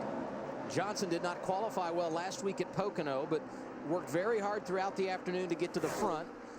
Doing a nice job early today. He qualified good on Friday here at Michigan, and he's worked his way up to 3rd after he gets around Montoya there. Yeah, I don't know if the 48 is loose, but he's driving it loose right now. He is. This is the 2nd time in 2 laps I've seen that car get sideways. What's the word, Marty? Yes, that would be loose, Mr. Dallenbach, if you cannot tell. And what Jimmy said in that first run, he said it actually got worse the longer they ran. But what he did is he went to the high line, and that helped him a little bit. He said when he went high, kind of took that looseness out of the race car, tightened it up a little bit for him just by where he was running on the racetrack. You drivers use that once in a while, don't you? Well, yeah, and it's a little bit surprising, I guess, that it actually stayed loose because on this track, usually when you burn the fuel off and all that weight goes to the front, the car gets tight. So they must have been really, really loose at the start of this one. Okay, everybody out there watching in TV land, remember what the 9 just did. He sucked up behind the 11 and the 42, jumped all the way to the inside and passed 2 cars. Not because he has 100 more horsepower, but because that spoiler is creating that gap and that hole. He got a good run up off 2, and that's the draft. That's the perfect example of what the draft does. The cars get too wide, and you're right behind them. It was like a car driving by a bicycle on the back straightaway, just shot out of a cannon. It's like actually if you're going down the freeway and you get behind a tractor trailer, and it's like that push of air, and then all of a sudden you break through that push of air, and there's like no air right there. And that's really what it feels like in these race cars. These 2 fellows met at the beginning of today's race. Clint Boyer in the 33 Cheerios car, right behind him in that blue M&M's machine, Kyle Busch. Both started at the rear, and each have enjoyed a nice run through the field. You look at our biggest movers today. Boyer, the headliner, he's up 22 positions. Kenseth doing a nice job after a poor qualifying run on Friday, and you saw Kyle Busch with an engine change here Friday morning, moving nicely through the field. Jimmy Johnson to the inside of Casey Kane, and Stewart, the other driver, to the outside he's going to try and get. You know, the 48 is handling well, but it also looks like it's handling well on the straightaways. It is handling, when he goes to the gas, it's handling very well right now, it looks like. But you see Casey get a good run, go to the inside, and try to get back up in line. The whole deal is these guys can draft around each other, but if the hole's not there for him to jump up in, you'll see the 48 come right back on the outside. And just a few hundred yards ago, it looked like the 9 car had 100 more horsepower. These 3 drivers, 2nd, 3rd, and 4th. You're on board with Tony Stewart. He's the runner-up. And as they head into turn 3, Johnson again sweeping low underneath of Kane and then Tony Stewart as well. Can he clear him off the corner? And look at Casey take advantage. I'm going to tell you, this is good racing, and it's good racing because of the spoiler, because that's what's changed this part of the race up here compared to what the wing was. These guys could not do this before with the wing because it just didn't create the turbulence, and it just didn't create the air gaps and the holes. But this is Michigan right here. This is cool racing. Last time around, it was Stewart second, Kane third, Johnson fourth. Now it's the other way around. All three of those drivers chasing Kurt Busch, who has opened up a 2.2-second lead here at Michigan. And now we take an inside look at what's happening now in the NASCAR Sprint Cup Series, brought to you by Sprint and Evo 4G, America's first 4G phone. Kevin Harvick continues to lead the Sprint Cup Series points. He's 16 in front of Kyle Busch, the 18 just in front of him on track. And our fastest lap time today here at Michigan, 38.60 seconds around this 2-mile oval. For more NASCAR stats and live in-car audio, check out NASCAR Sprint Cup Mobile and the new Evo, only from Sprint, at sprint.com/speed. And by the way, the quickest lap of the day turned by the man who has been out front throughout the afternoon, pole sitter Kurt Busch. His lead right now, 1.3 seconds over Casey Kane. We showed you Kevin Harvick on track. He's 25th in the running order. Let's get more on the point leader with Matt. Adam and crew chief Gil Martin's biggest concern going into the race, being stuck deep in the field with long green flag runs, and that's come to fruition. Harvick, as you mentioned, only gaining 3 spots. It's a drop of the last green flag on the restart. His car this run, like the first run, starts out terribly tight. He loses so much time at the beginning of the run. It's hard to make up this distance on this 29 machine. They made an adjustment the last stop. They're going to have to take a bigger swing on their next visit to pit road. Juan Pablo Montoya, another solid qualifying run. He is 5th on track. And Tony Stewart, who took those 2 tires when teams came down pit road at lap 20, has now slid back to the 6th position. But he seems like he's kind of settled in. You know, you're obviously going to lose a little bit, especially on the guys with tires, but it's not like his car fell off a bunch. So this is something that they're banking on. They're thinking about going to this move possibly later on. In the race. And that's 2 good positions or 2 good reports right there, because you see one from the 29 car. He's mired in traffic. He's stuck, whether he's got 4 tires, whether he's got 2 tires, but he can't make any progress. Tony started at the front, and so he lost 3 or 4 positions. Who cares? He's still at the front, where they're not getting into lap traffic yet. They're not there, and he's in good air right now, where Harvick is trapped back there. Talked on Countdown to Green about the fact the Fords had not won this season. Casey Kane, the highest in that category, 2nd. And there's Jimmy Johnson. He was the runner-up when we went to break a moment ago, but he slid back to the 4th position behind Denny Hamlin. That car's still a little bit free right there, that 48 car. You see it right in the middle of the corner rotate, and it's like it catches him. And then once it lands, then he can go to the gas, and he's okay. But right in the middle, it just seems to bobble a little bit. A few spots behind Jimmy Johnson, his teammate Jeff Gordon, currently scored in the 8th position. Ralph? You know, prior to that first pit stop, Jeff Gordon was very happy with his race car. He didn't want any changes. It was just a little tight, but for the most part, he says this car's pretty good. Listen to what he said on the radio as soon as this next run got underway.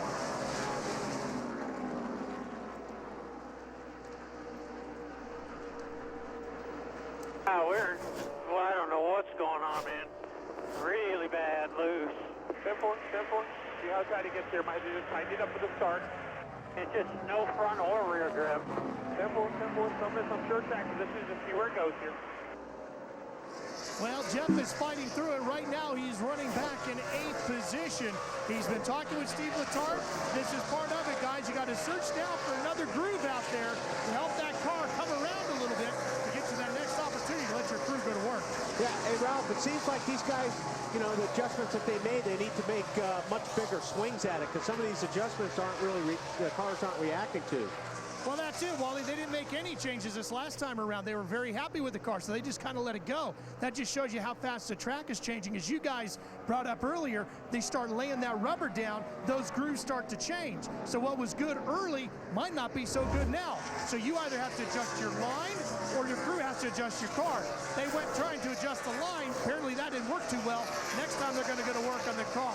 Yeah, whereas earlier the 29 didn't make a big enough adjustment. So those guys are going to have to make a big swing at it. So yeah, I'm surprised the track is changing that much.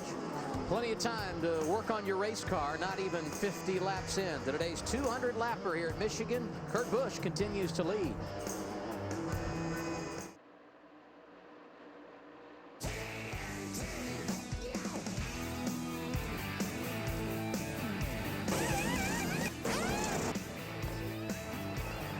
Calling all captains, party responsibly, captain's orders. Back at Michigan International Speedway, 80 miles west of downtown Detroit, Kurt Busch continues to lead the hell of a good Sour Cream Dips 400. He was the pole sitter today, and he's been dominant early on. A couple of weeks ago, All-Star Weekend, Kurt Busch won $1 million. You could win up to $1 million as well by playing the $1 Million Fan Challenge at NASCAR.com/TNT Million. You've got 4 laps to go in and make or change your picks to lap 50 today. Go in, get it done. You could win up to $1 million.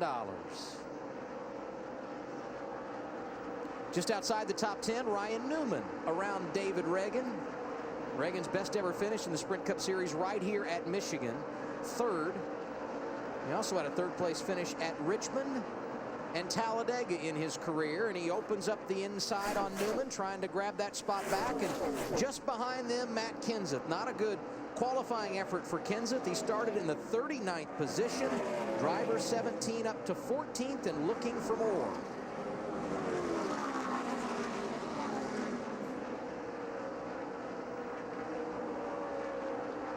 And as these drivers sorted out on track, we get more from Larry McReynolds down at the Torque. And now we have caution. Debris caution. It's our second of the day. It happens at lap 47. And Larry, things a little quieter on track now. It makes your job even easier, huh? Yeah, you can actually hear me. But Adam, you've heard Wally and Kyle talking about clean air and stuck back in traffic. And the reason the car changes the way it drives is when you're out in clean air, there's nothing in front of your car. You're getting maximum front downforce. Now I want to do a little NASCAR 101.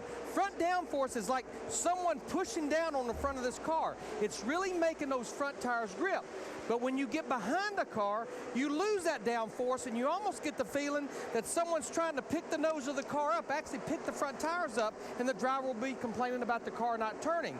That's the reason I think late in this race, you'll see a lot of guys do what Darian Grubb and Tony Stewart do, go for 2 tires, trying to stay up front in that clean air. That was a perfect way to explain that. That was a good job, Larry. I mean, that's exactly what happened. It's just, you know, when you push down on that nose, you're looking for grip. Those tires are getting down in the racetrack.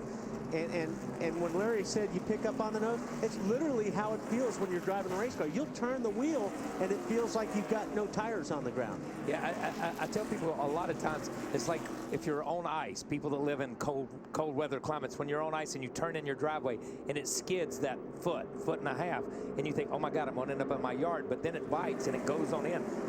Imagine that at 180 miles an hour barreling off one of these corners, lap after lap. Sounds like fun. Here come the leaders, Ralph.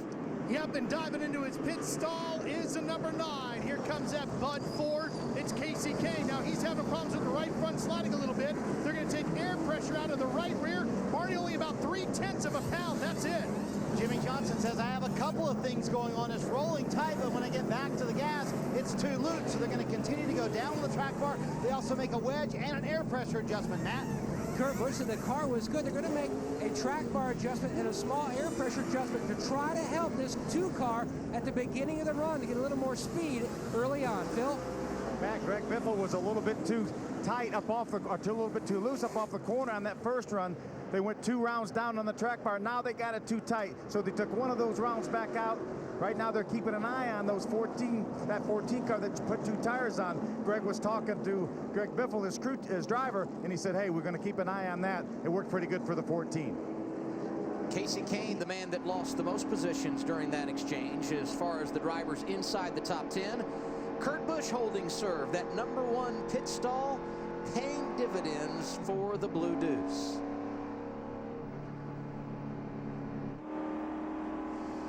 And now time for the Aflac Trivia Quiz. Get ready, gentlemen. Aflac processes claims quickly, usually in 4 days or less. Who set the race speed record here at Michigan International Speedway in 1999? Any ideas, guys? You don't have to say. I just want you to be thinking about it, all right? I don't have an idea. All right. 99, that was the last century. I've moved on. I've moved on. I'd have to think about that one. You guys are a big help, you know that? Let me think about it. Let me think about it. Was it a... Well, help us with the manufacturer of the car. Yeah. I'll give you a hint. It was a Ford. 99. Was it a Yates car? I said it's a Ford. Wally, you want me to give you the answer? All right, Dale Jarrett. I'll guess. Let's go Dale Jarrett. I'm going with him. I'm going with him. Okay. All right. Who is it? Well, congratulations. Hey! We got one right. All right. Aerial coverage provided by Goodyear, the official tire of NASCAR. New Fuel Max tires help you have a winning fuel strategy. That was exciting stuff right there.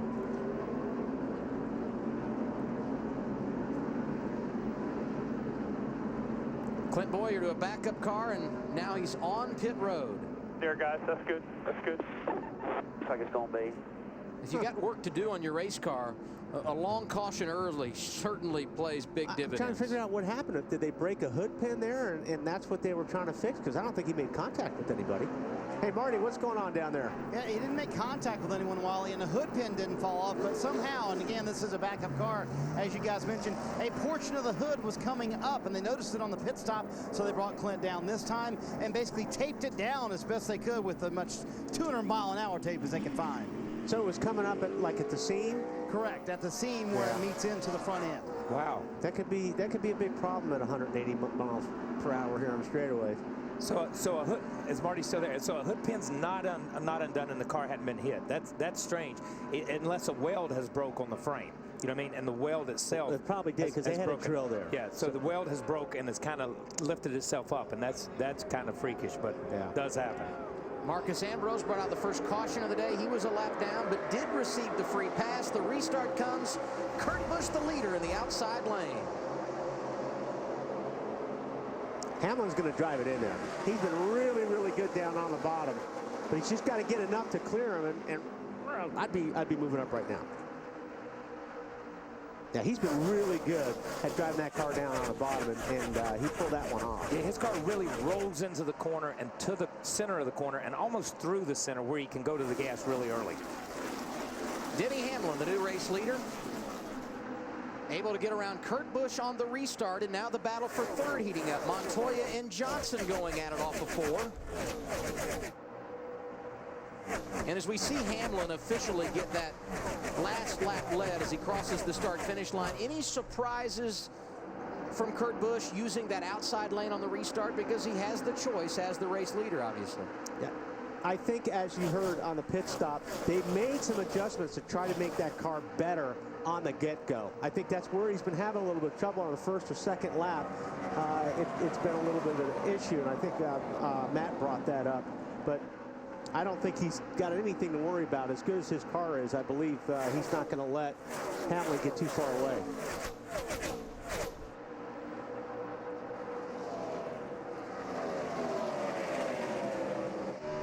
Got to continue to keep our eye on Carl Edwards. He's moving up, started 19th, riding 4th. And one back to Dale Jr. coming in the bottom inside. Now you're on board with his teammate, Greg Biffle. Back to the front.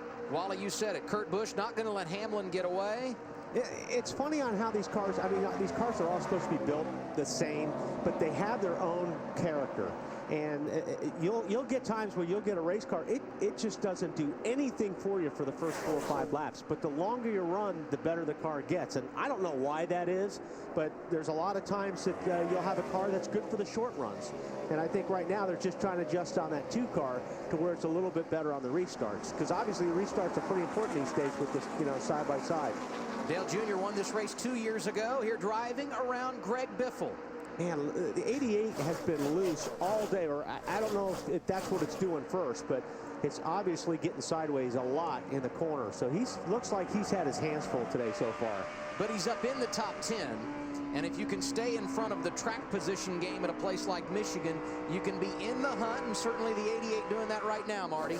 Indeed they are, and Wally is correct. It's been a loose race car for Junior the entire day. They tried a couple of things to get it a little bit tighter, but remember, Junior finished third here in the race last August, and they pretty much have the same setup today inside that race car. Lance McGrew said that we're going to continue making it tighter if we can on every stop, but Junior said even though it's a little loose, he's pretty happy with it, guys. Well, it's a comfortable loose then, and that's okay. An uncomfortable loose here at Michigan is when you drive down in the corner and it wants to get sideways as soon as you turn the wheel. For him, I think he's able to get down in the corner. It's loose right in here, right before you get back on the throttle, and that's a car that you can actually drive. And that was perfect right there, because you show it being loose, and the distance from the left front tire to the white line, he's on it, and the left rear is 2 foot out. That's how loose that car and how free that car is when it gets in that yaw position. What are you seeing with Dale Earnhardt Jr., Larry? Well, what I'm seeing, I have to believe they're relieved that it's just doing one thing, that it's just loose, because even in the closing minutes of final practice yesterday, Dale Earnhardt Jr. told Lance McGrew, the car never does the same thing twice. It's loose one lap, it's tight and not turning the next lap. So I have to believe they're relieved. At least it's just doing one thing and one thing consistently. Dale Earnhardt Jr. continues to ride in the 10th position. He finds himself 4.7 seconds behind the race leader, Denny Hamlin. He had led only 5 total laps entering today, but he's got the field in tow here this afternoon.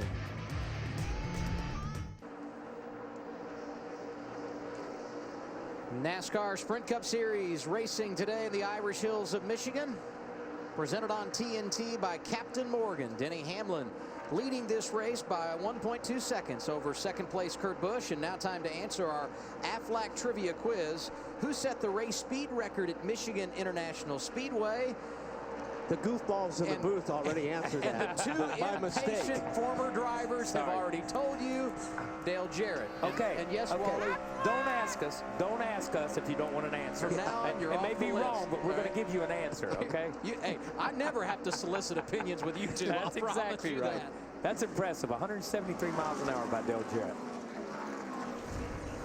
Carl Edwards just settled in behind Jeff Gordon, Matt. We talk all about balance, especially when we come here to Michigan International Speedway. They made a track bar adjustment for Carl Edwards to help through the center of the corner. The car now a little too free on entry and exit, but his spotter Jason Hedleski, who grew up about 25 minutes from here in Clinton, Michigan, helping him with different lines that others are running on the racetrack. And Adam, in fact, he was calling the Busch Kane line a modified top version.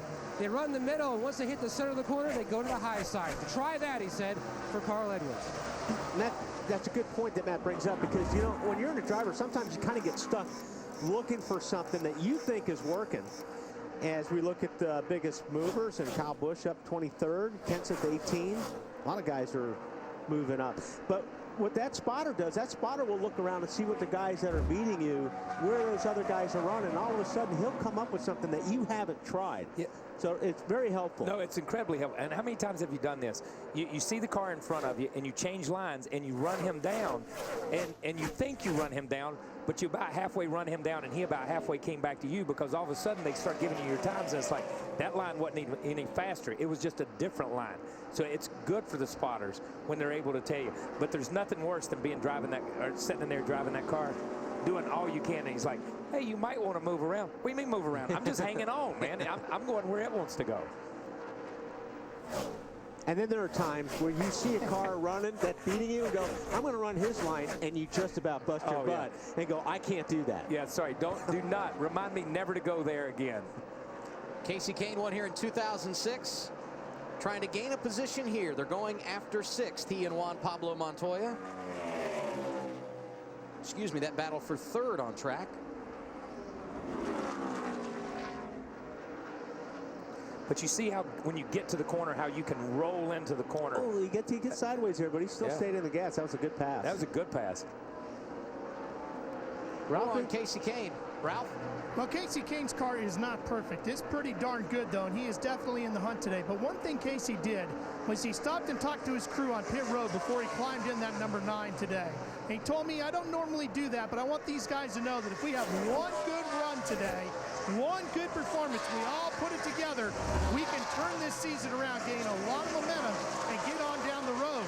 And he is exactly looking to do that here today. When they did that last pit stop, things went well. He jumped on the radio and said, guys, great job. Keep it up. We've got a good car today. You got to admire the attitude from a race car driver who knows when this season ends, he's going to be on the move. Yeah, and that's hard sometimes. You know what I mean? And this is an interesting grouping right here. We see the 20 and the 29. They're giving each other a lot of room here, aren't they? There's the they were. That's known as the Pocono Gap right there. It's like 16 and a half feet, okay? So that's what we're going to call it. And he's like, please get me away. But you know, that shows a lot of class and a lot of professionalism from the 9 car to say, you know, I know I've only got, 15, 20 races left with you guys, but I'm going to give it all I have. Let's give it all that we have, and we can get something out of this season. Wally, we need to give Martin Truex Jr. a striped shirt. He may need to be the referee riding here between Logano and Harvick. And actually, the drama ended quickly. Harvick drove right around these guys. That moves the point leader up to 19th. And now Mark Martin a part of that grouping from 20th on back. Truex, Logano, and the 5 of Mark Martin. So Denny Hamlin leads this race. He grabbed it away from Kurt Busch on a restart moments ago. 67 laps complete at Michigan. Hey, I'm Denny Hamlin, and you're watching NASCAR on TNT. 72 of 200 laps complete. NASCAR on TNT. Presented by Captain Morgan this afternoon live at the Michigan International Speedway. We're glad you're with us. Joe Gibbs Racing has been dominant of late, winning 6 of the last 9 races. It's Denny Hamlin out front today. Let's go through the field. Here's Matt Yoakum. And Adam, you talk about 2 guys who had a great 2 months. Denny Hamlin has won 3 of the last 9 races.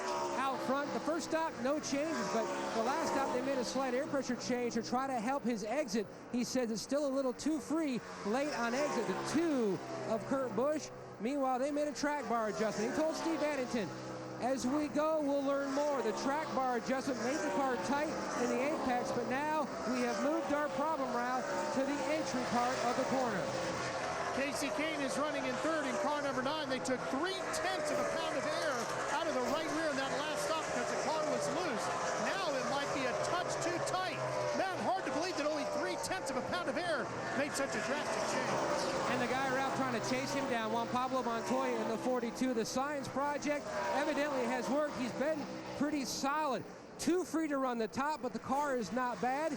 He says the car needs a little more help through the center of the corner, Ralph. Jeff Gordon's got his car running in 5th place right now. Still searching for grip, especially coming up and off the corners. The car is also a little tight in turns 1 and 2, Matt. And you talk about Carl Edwards running in the 6th position, going back and forth between Bob Osborne and Carl. A lot of conversation about the entry and exit, a little too free. But he says that the car has an aero push issue when he is stuck back in traffic. A little more clean air on the nose of that 99, Marty, and it comes alive. Well, for Jimmy Johnson on the last stop, Matt, there were a couple of issues. Chad Knaus was able to fix those with an adjustment on everything. Track bar, wedge, and air pressure. And Jimmy just now radioed to the team about 3 laps ago. Said, guys, getting much more comfortable on this run than the previous run, Ralph. Well, Jeff Burton in car number 31 is running in 8th position right now. He's been pretty quiet on the radio this run. He's been searching for rear grip throughout the afternoon. Now, they made some air pressure adjustments in the rear tires. The biggest problem, Phil, is that car is just not rolling through the middle like he'd like.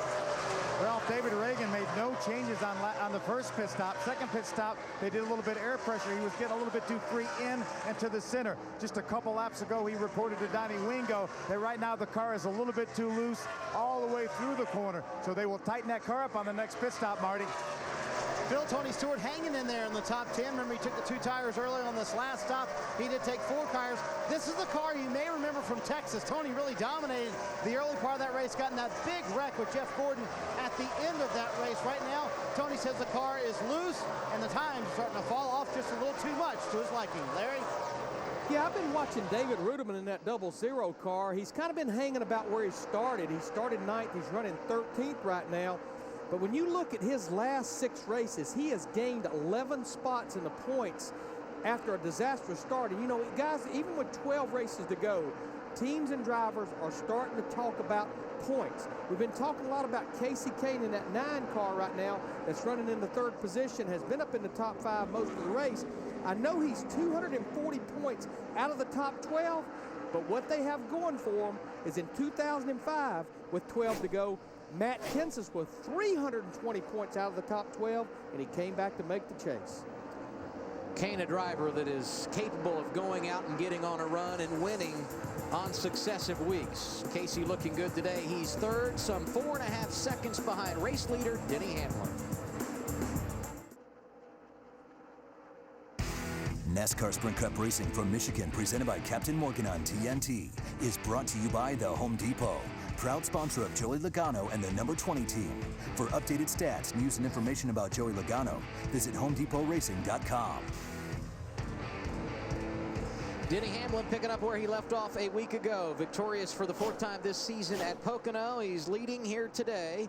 Kurt Busch, Casey Kane, Juan Montoya, Jeff Gordon make up the top 5. And now we take a look at the Gillette Young Guns driver update. We told you Denny Hamlin's out front. Casey Kane having a good afternoon. Carl Edwards, one of our big movers today. There you see Ryan Newman in the top 15. And a driver that caught Wally's eye during the break, Kyle Busch, started at the back of the field today with an engine change, and he's all the way up to 14th. You see Kyle here looking for more. Yeah, he's on a mission, as usual. He has been picking him off. His lap time's been pretty good, and I don't know what he's saying about his car, Marty, but he's going in the right direction. Let's just say the mission didn't get off to a very good start, Wally. They actually set up for very sunny conditions. I talked to Dave Rogers about it this morning, and in fact, Kyle called him after the Truck Series race yesterday and said, make the race car even tighter, because the racetrack loosened up much more than Kyle thought it would yesterday. That turned out to be a bit of a mistake. So what they did on this last stop, they pulled a spring rubber from the left rear spring, and this car came to life, picked up 0.4 of a second. After they pulled that spring rubber out, Kyle said, it is right on the money right now, and Dave Rogers just told him, now we're back in the ball game. Let's take it from here. Running 15th right now, but moving up to the field, Wally. Talk about Kyle Busch being a part of the Gillette Young Gun family, and fans, be sure to visit your local Target store to pick up the new Gillette Fusion Pro Glide Razor in stores now. Wow. Did you see that 88 car? That 88 car got so sideways. I think the 18 checked up, thinking he was going to spin. He actually lost ground. That 88 is hanging on right now. He rolls in and rolls free through the center, but when he picks up the gas, that thing is just sawing up off the corner. It's just waving as he comes up. But he's doing it every lap, consistently every lap. And you know what? And have driven in the past. You know how it is. It's okay if you know it's going to do the same thing lap after lap, because you kind of know where you can catch it. You kind of know how far you can go. It's like some of the pit guys have said so far. When you've got a car that pushes and then is loose and then snaps and then and you don't know what it's going to do, it takes your breath lap after lap. He knows this thing's going to be free, but he can count on that. If you're on the gas and it's loose, you can control it. Yeah. Because you're on the gas and all you got to do is roll out of it to give it some bite. All these drivers going to have a chance to make adjustments when we come back. Green flag pit stops on the way. You're watching NASCAR on TNT. Green flag pit stops underway here at the Michigan International Speedway. Dale Earnhardt Jr., as we've seen several times in the last few minutes, when an extremely loose race car, they do an air pressure adjustment. He said he wanted to clean the grill. A little bit worried about the oil temperature, Ralph. Marty, we've got Casey Kane pitting as well. He's going to take a little wedge out to loosen him back up. He says when the sun comes out, the car gets even looser. Now, they've had temperature issues all day, too. You can see some fluid spewing out of the car, Matt, as they battle to keep this car cool. More leaders hitting pit road. The 99 of Carl Edwards. They're going to make a wedge adjustment on that Ford. A little further up pit road, the 2 of Kurt Busch. They're going to backtrack a little bit. Take the track bar adjustment out. They made the last stop. They've made a wedge adjustment to help on entry, and also an air pressure change as well. Marty.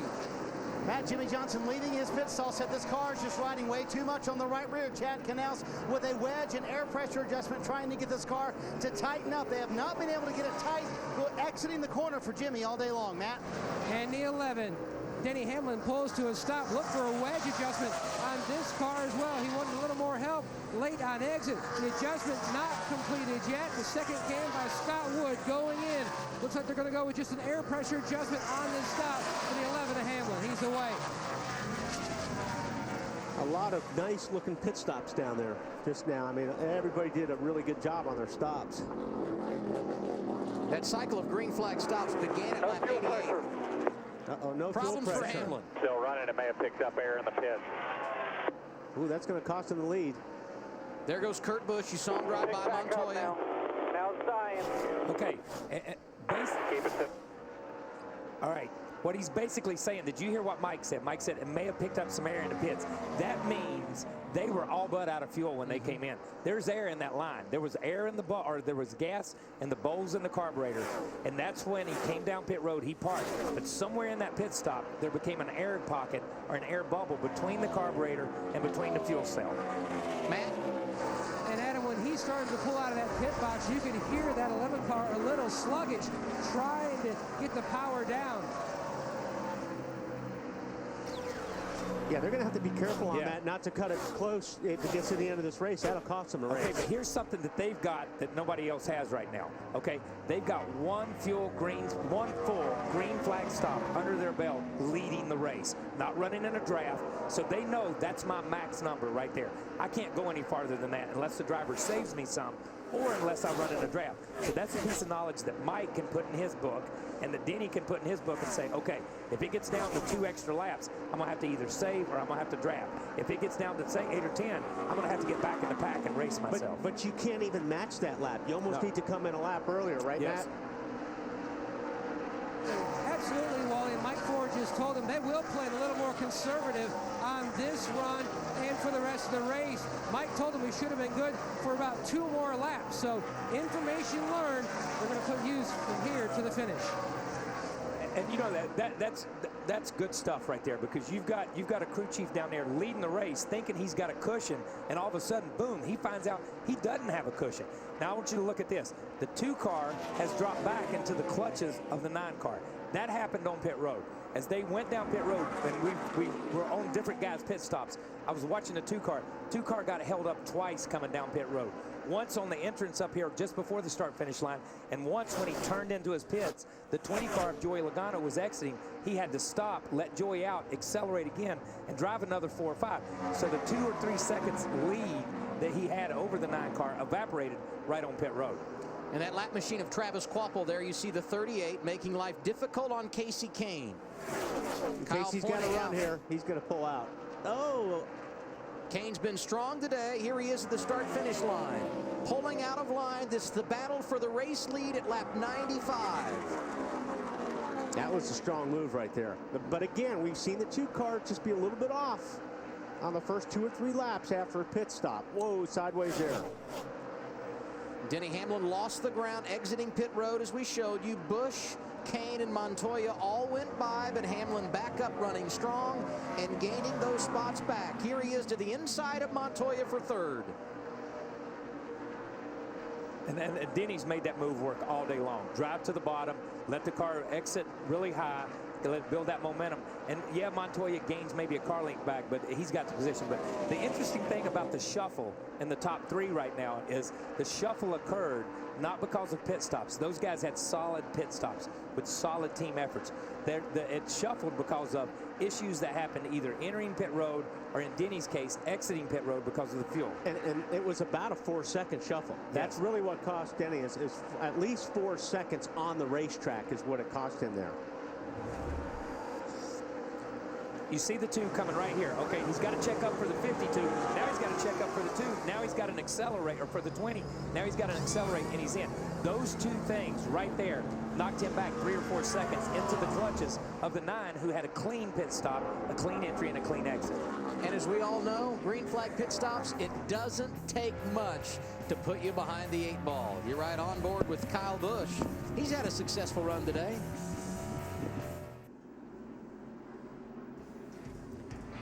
Under caution for the 3rd time today at Michigan. We will show you why in a moment. First, pit stops for the 3rd time today. Ralph? Here comes Casey Kane to his pit stall. First one in. This is only the 5th time this year he has led a race. Let's see if they only take 2 tires this year on this stop, I should say. That's going to be the call. 2 tires and fuel, Phil. Ralph David Reagan was a little bit too free. A little bit better that time than it was the time before. 2 tires, Marty. No trouble. David Reagan makes contact with Casey Mears, trying to leave the pits, Marty. 2 tires for Tony Stewart, already gone from this end of pit road. Darian Grubb made the call once he saw everybody else take 2, Matt. Absolutely the same call for the 2 of Kurt Busch. He said keep an eye on the 9 since they will be hitting their box first. Let's see what they do. If they go right sides, let's do the same. That's exactly what Kurt Busch did. We show you the issues for Casey Mears on pit road. His problems compounded on the pit lane after something that happened on track. The reason we're under caution, the 83 of Casey Mears into his teammate, the 82 of Scott Speed. There's #1 rule when you're teammates. Do not take your teammate out for any reason. I think we're all going to get in a fight because it seems to be a theme among teammates this year, doesn't it? Back in a moment.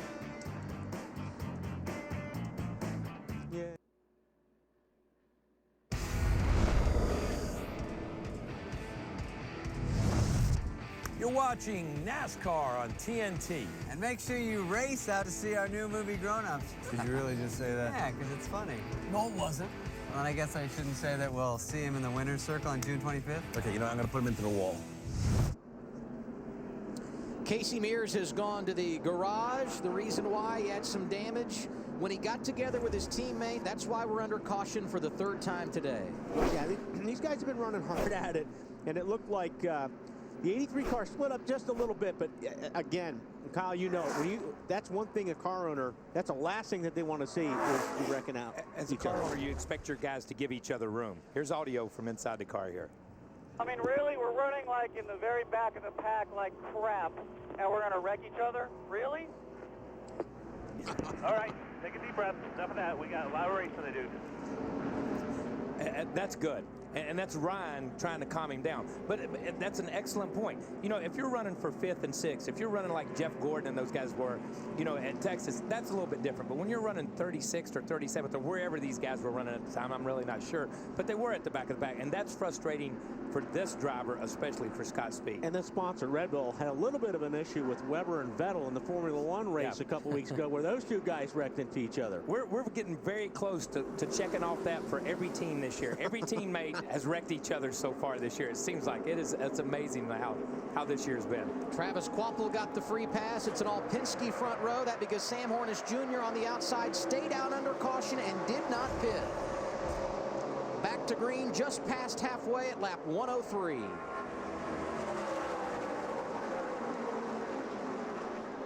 Now, we saw Hornish last week at Pocono get clean air and drive away from... Oh, look at how sideways the 2 just got. Denny Hamlin got right underneath him, took the air off the spoiler. And then Kurt Busch hangs on. Yeah, and then you see these guys just freight train him on the inside. Now, the outside line will come back, but back to Hornish. We saw him get clean air and really drive away. In the restart previous to this, we saw the 11 get clean air and drive away. Now, Hornish has stayed out, so the tires, there's a little bit difference here, but still, having fresh air and having that clean air is almost a Tony Stewart thing that we saw earlier in the race. Hornish last pitted at lap 86 in that cycle of green flag pit stops. All the others came down under caution for various strategies at lap 100. One driver on the move since the restart, Jeff Gordon. You saw that move he made to jump up to 3rd. Now he's racing Denny Hamlin, about to lose that position actually is driver 24. And Casey Kane waiting right there as well.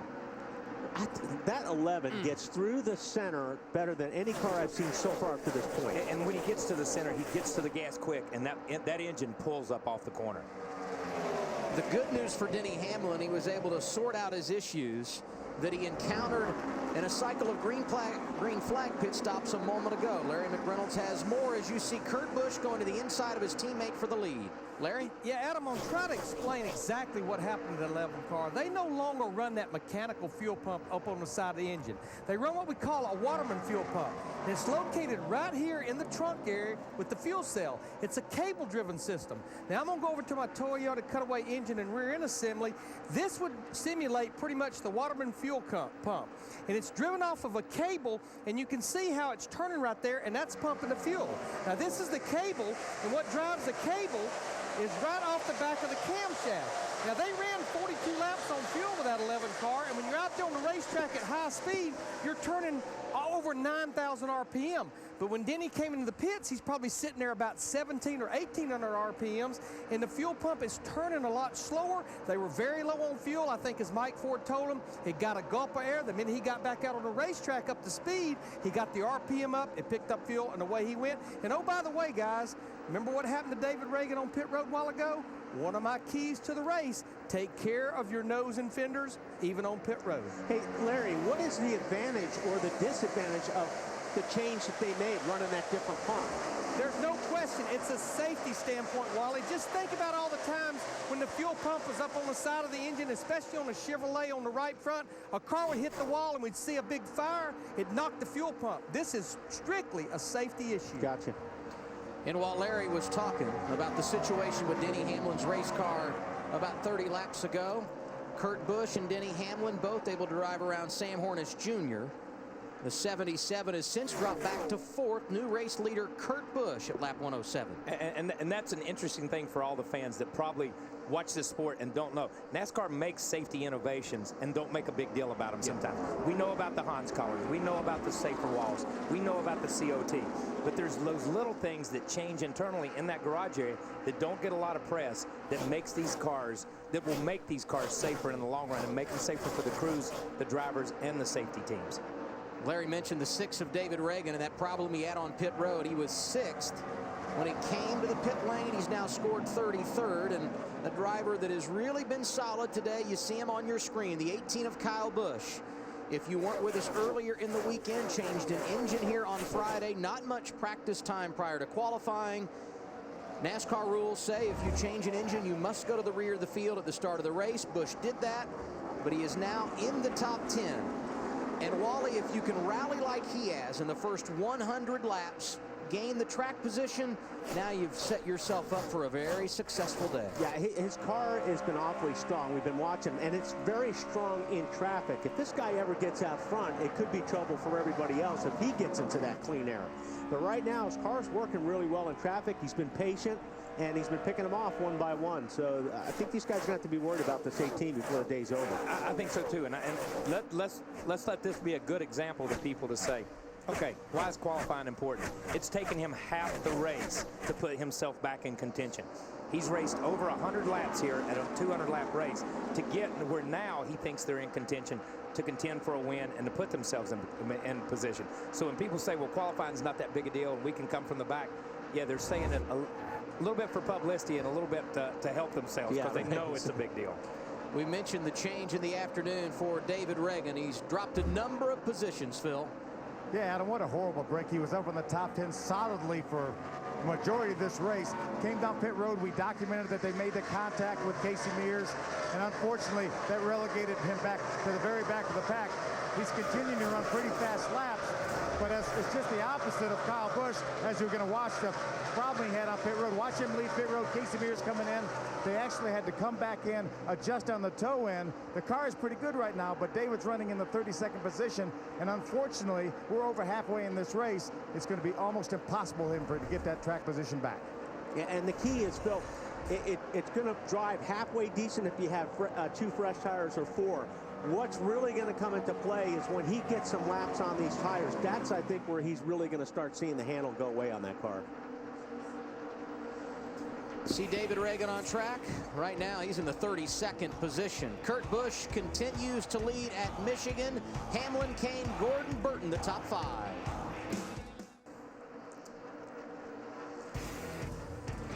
Michigan International Speedway, 80 miles west of downtown Detroit, Michigan. We're happy you're with us for NASCAR Racing on TNT this afternoon, presented by Captain Morgan. With Wally Dallenbach and Kyle Petty. I'm Adam Alexander, new race leader in this afternoon's 400-mile event at Michigan. Denny Hamlin, while we were away, driving around Kurt Busch. Yeah, Denny's he's been the class of the field so far, especially in the middle of the corners. He's really gotten through. He's got a lot of power. He's able to pull this pass off. And that's a power move right there, because he came up off of turn 4 on the bottom, didn't use the draft. He just drove past him. These two drivers have won the last 2 races. Now we go through the field, beginning from third on back. Ralph Shaheen on driver number 9. Yeah, Casey King's running in third right now. He's led some laps today, only the 5th time this season Casey has had that car up on the point of the field. You might remember I said to you earlier today that he was telling the crew, we get one good run in, we can turn some momentum around. This crew has been up, pumped up, and following Casey every move on the track today. The 31 of Jeff Burton slots in right behind him. Jeff has his machine in search of rear grip. The car turns good into the corners. However, the rear grip is what he is lacking.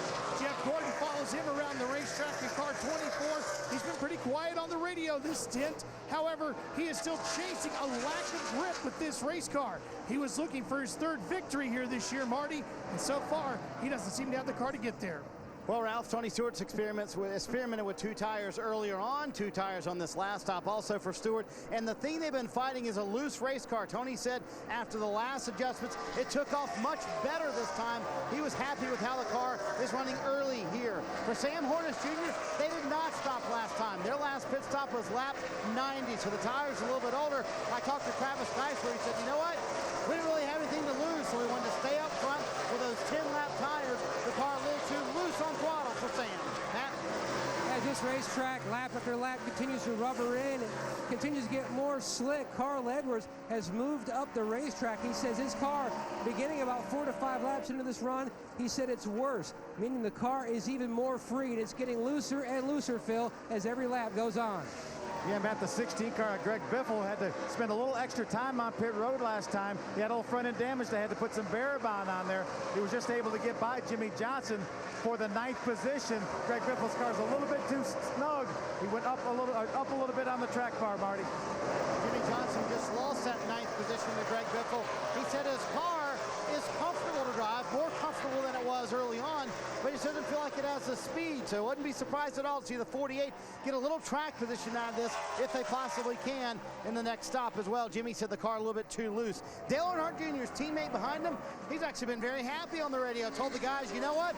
It's been a fun day. He said, we haven't had a car like this in a few weeks. I want to thank you guys. They have a very good handling race car by Junior's description, even though it is very loose. And Kyle Busch, we cannot talk enough about how good of a day this has been for Kyle. They finally got back up to the front. The car had been a little bit loose once they pulled that spring rubber out, but now Kyle says the car a little bit too tight. He wants to go back on the wedge adjustment they made on the last stop. Larry?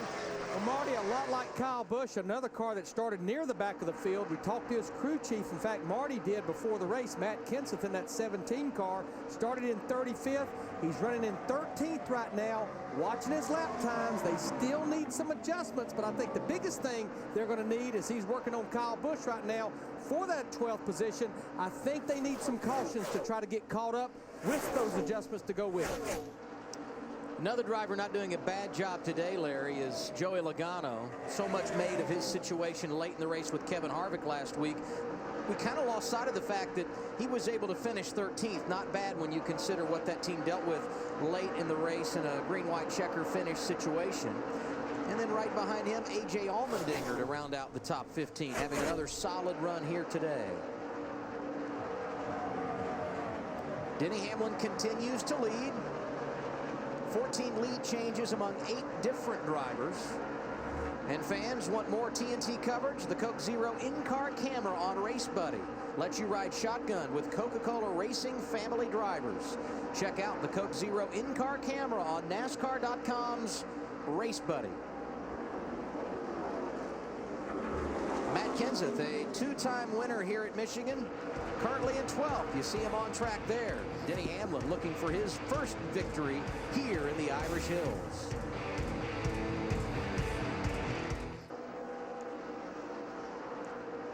Denny Hamlin leading the Hell of a Good Sour Cream Dips 400 from Michigan International Speedway.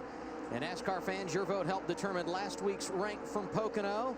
Jeff Gordon, of course, leading the standings. Dale Earnhardt Jr. there as well. And you can cast your vote to vote for the AT&T fastest pit crew, I should say, from your AT&T phone. Text the car number 2258 for the crew you think is the fastest and most valuable. TNT will reveal the standings each week, so make sure to vote. The AT&T Fastest Pit Crew of the Year Award, brought to you by AT&T, the nation's fastest 3G network. The Jeffs doing battle. Gordon on the inside of Burton, and this is for position. In fact, Gordon up to 4th in the running order. And that's kind of where he's hit a wall today. We've seen him anywhere from 4th to 8th. Not really able to crack the top 3. That really has belonged all day long to Hamlin, Kane, and Kurt Busch. How about Tony Stewart? Talked about the fact that they had to manufacture strategy last week at Pocono. They were able to do so to a solid finish, but we knew in hearing from Tony after the race, he wasn't satisfied with performance. 2-tire stop early today got him some track position, and Wally, they're doing what they need to. Smoke currently 6th. Yeah, I think, some of these guys, I think the 2-tire stop worked. I think some of them didn't. I think Harvick did last time, and he slipped back to 18th spot, and I can't imagine that he's too happy with his car at the moment. But, it's worked for some of these guys, and now's the time, like I say, they're all experimenting right now, really, for the last stop. Greg Biffle, another driver that needs to get off the slide. He has struggled in recent weeks. 28th a week ago at Pocono, involved in that accident on the green-white checker finish. 32nd at Charlotte the week before that. But he's 7th today, and Biffle with confidence, a 2-time winner here at Michigan.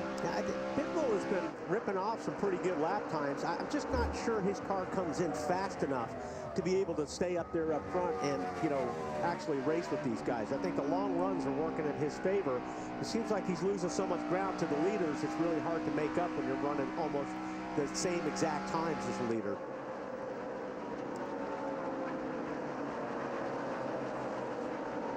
Here you see Jimmy Johnson looking for his first win at Michigan, Marty.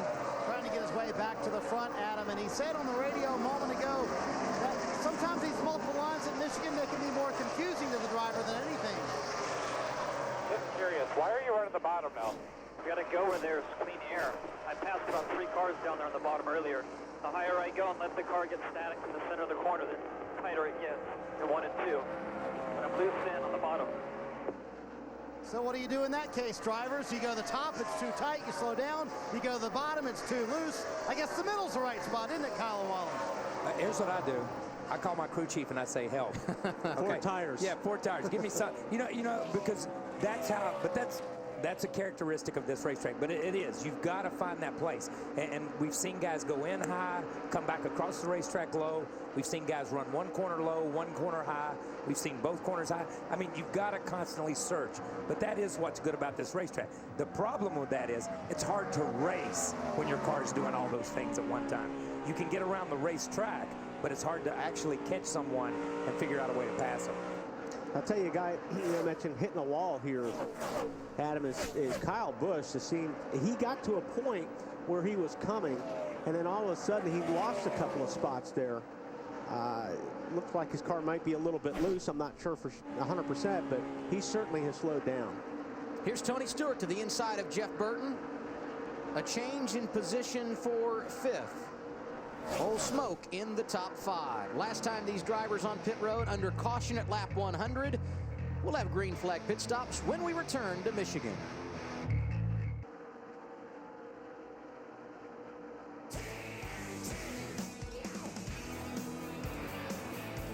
Calling all captains! Yeah, brother. Reminding all NASCAR fans to party responsibly. Captain's orders. Green flag pit stops underway as we continue to make laps here at Michigan. Ryan Newman on the pit lane, Matt. Yes, the past 2 stops on pit road. The 39, one of the first cars to pit. Clean the grill. The car was a little too tight on the last run for Newman. His stop coming at lap 138. A.J. Allmendinger, Juan Pablo Montoya, Clint Boyer, and his teammate Kevin Harvick making their stop at lap 138 as well. Back to Matt Yoakum.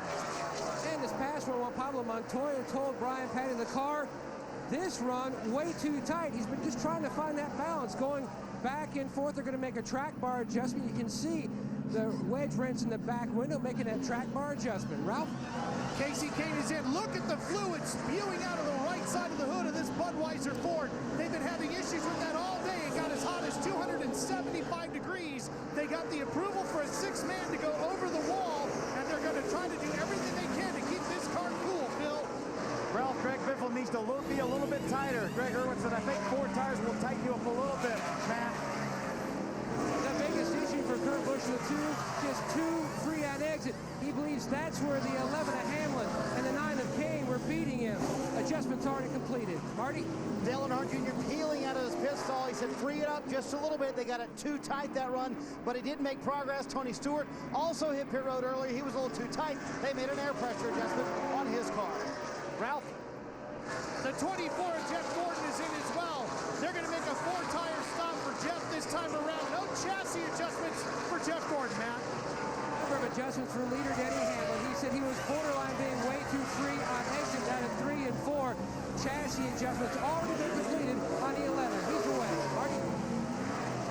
Matt Chad Knaus decides to make a wedge adjustment to fix those problems Jimmy Johnson talked about on the radio just a moment ago. And 4 tires, a little bit longer stop than they would like. Ahead of him on pit road, Kyle Busch said the car was way too tight at the end of that run. That's how they lost a little bit of time and fell back just a bit. They make a wedge adjustment trying to loosen up Kyle Busch's car just a little bit, guys.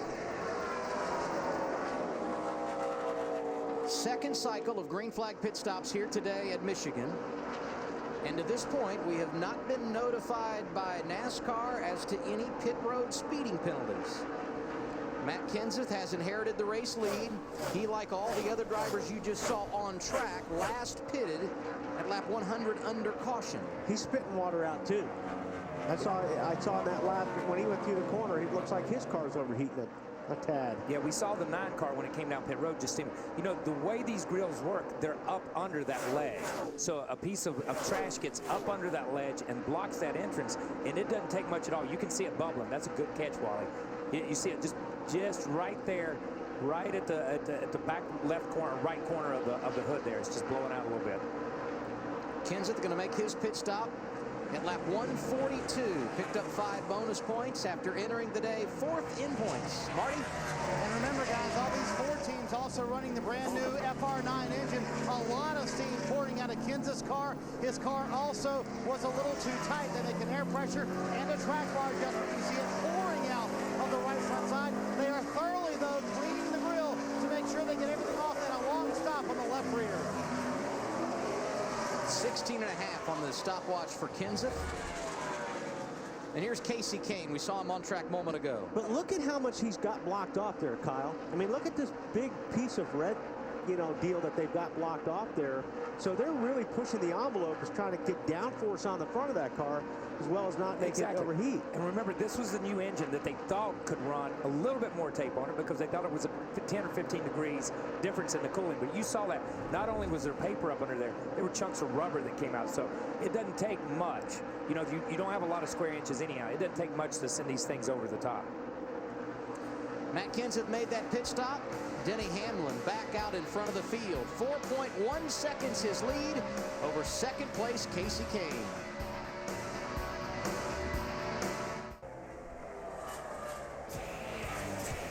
Welcome back to NASCAR on T from Michigan International Speedway. Denny Hamlin remains the leader right now. His best finish 3rd this race last year. Let's get a quick look at our Verizon race summary.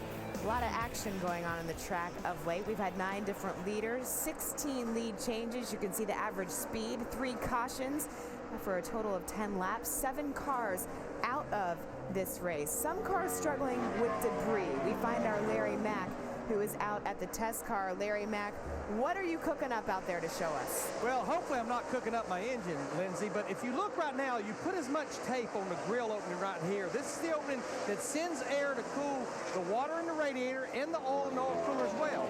You try to tape it up as much as possible at a track like Michigan because it helps the drag of the car, the straightaway speed, and helps that front downforce I was talking about earlier. Now what I've got here, walking through the garage here this morning, I'm taped up very similar to what I saw this morning. It's roughly about 36 square inches total, a little at the top, a little at the bottom. Now let's just say a piece of debris gets on there and blocks up about a third of that. The optimum water temperature is about 210 to 220.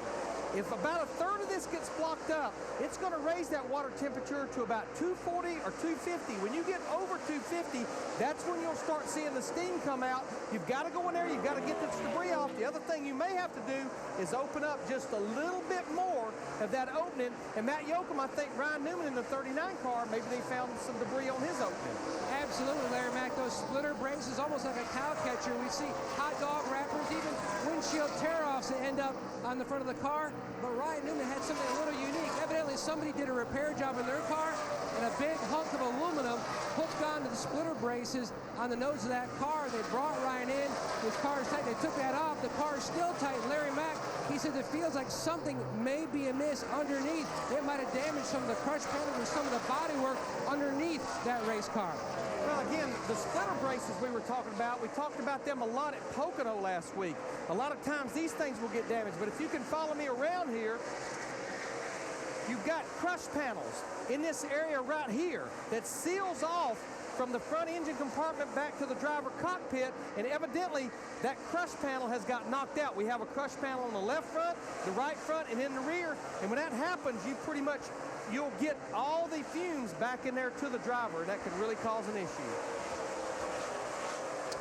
Talked about Ryan Newman. He's currently 26th, and this would be a big blow for him. He entered 14th in points. He continues there right now, but he's really lost some ground to 12th place Clint Boyer.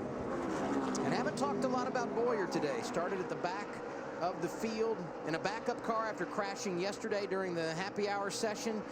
Very quietly, Boyer has worked his way to the front. He's currently scored in the 13th position. And I think that one statement right there, he crashes a car, they unload it, they get it ready. He's out here running. He's 13th, just as you say right now. I think that shows how far the Childress organization has come and how dedicated and committed they are to winning the championship. Because if Boyer's team can do it, the 31 team of Burton can do it, and the 29 team of Harvick can do it. These guys are going to be in the chase all year. Allmendinger with a back end sliding around.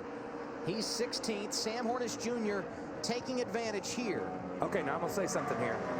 I know what you're going to say. That's a BS move right there by Allmendinger. Yeah. He loses ground, he gets sideways, and then he tries to block the 77. Don't block. Don't block. You're the one that almost wrecked. Yeah. Be thankful you hung on to it.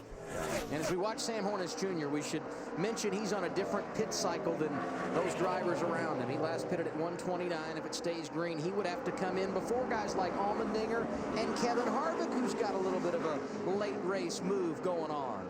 This is his time of the day, Kyle. This is his time of the day when he gets back in it. And let me be clear, I defended Allmendinger's block last week, okay? Because it was a green-white checkered. It was at the end of the race. I'm committed to that block. This block with what? 45, 46 laps to go for 17th or 18th position? That's not racing. Okay, that in my opinion. Allmendinger right now in the 16th position. That's Harvick on the outside of him, and just behind him, Hornish, Rudeman, and others. In fact, Marcus Ambrose back in the top 20 as Harvick completes the pass around Allmendinger. Ambrose, who spun early in this race, went a lap down, got the free pass, and has been running as high as the top 15, and right now being scored in 20th. There's Kyle Busch in 11th. Last time around, problems for him. Watch him right behind Dale Earnhardt Jr. Yeah, I think that's another one of those deals where we saw earlier. When you get up behind a car coming off the corner, your car actually loses downforce because of all that big drag on the car in front of you. And the car actually slides. It's just like Larry said earlier, it's like somebody picks up the front of the car and you just lose the grip in the front tires. So Kyle Busch has a few items to sort through as we close on the end of this event. 44 laps to go, and it's his teammate Denny Hamlin who continues to dominate here at Michigan.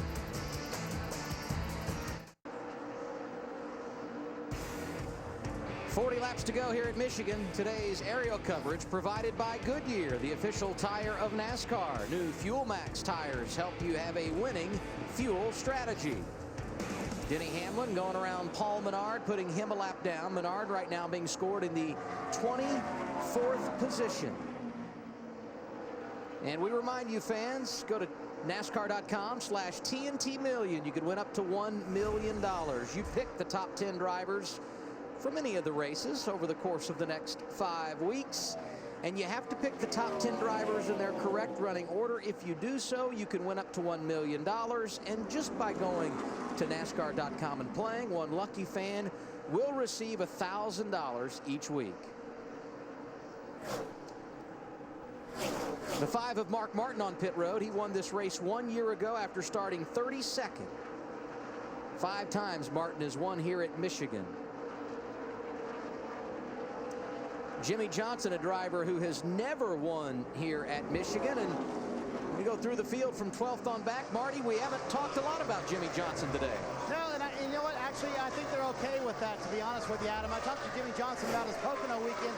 He said, listen, right now what we need to focus on, nice top 10 finishes. We don't need to be worried about getting wins, get ourselves into the chase. That's when we can get our wins. We need to get back on our feet after our May debacle. But Jimmy right now, so the car loose for him. He said it's way too much positive steering wheel behind him. Kyle Busch right there, you see him just passing him. Kyle said his car way too loose. Obviously that was the case when he hit the wall a moment ago. Clint Boyer has come to life. What they did, guys, they added a packer to the right front shock, and the car really worked after that. The car a little bit too tight right now, but they've made their way back up to 13th place, Matt. Marty, 62 laps to go on Pablo Montoya was running 4th, but they have progressively gotten worse and worse. The car just way too tight. His last week, he scored a top 10 finish. It was his first since Darlington. It looked like things were back on a roll, but they've been fighting an ill-handling car, Marty, much of this race. Last we saw Matt Kenseth, who was sitting on pit road with the car steaming out some water.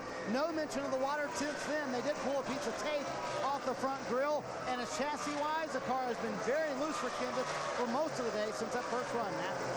Marty, from the drop of the green flag, our championship point leader, Kevin Harvick, has been fighting a tight race car. They have made a number of adjustments every single stop.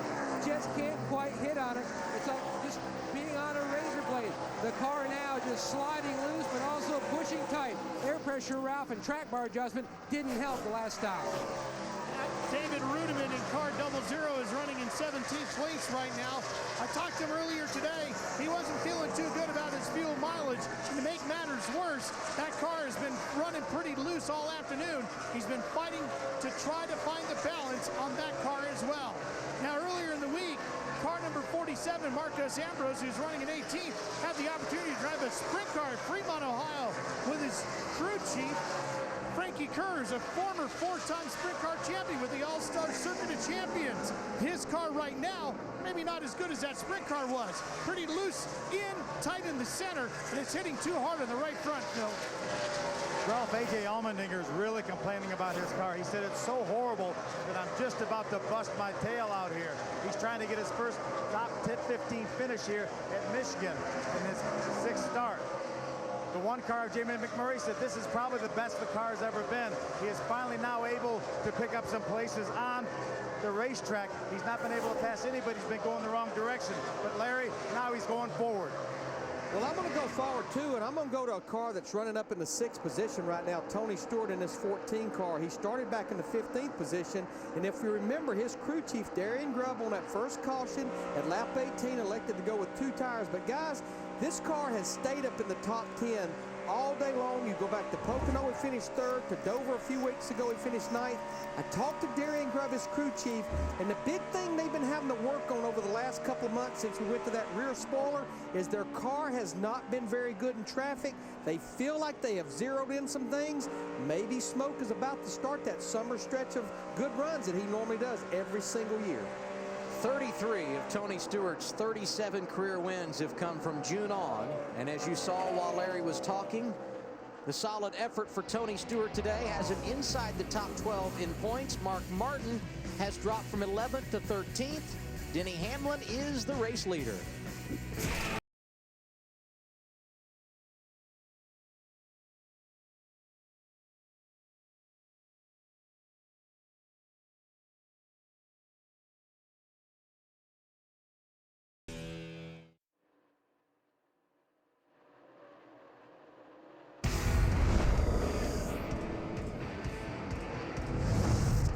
You're watching NASCAR on TNT. And make sure you race out to see our new movie, Grown Ups. Did you really just say that? Yeah, because it's funny. No, it wasn't.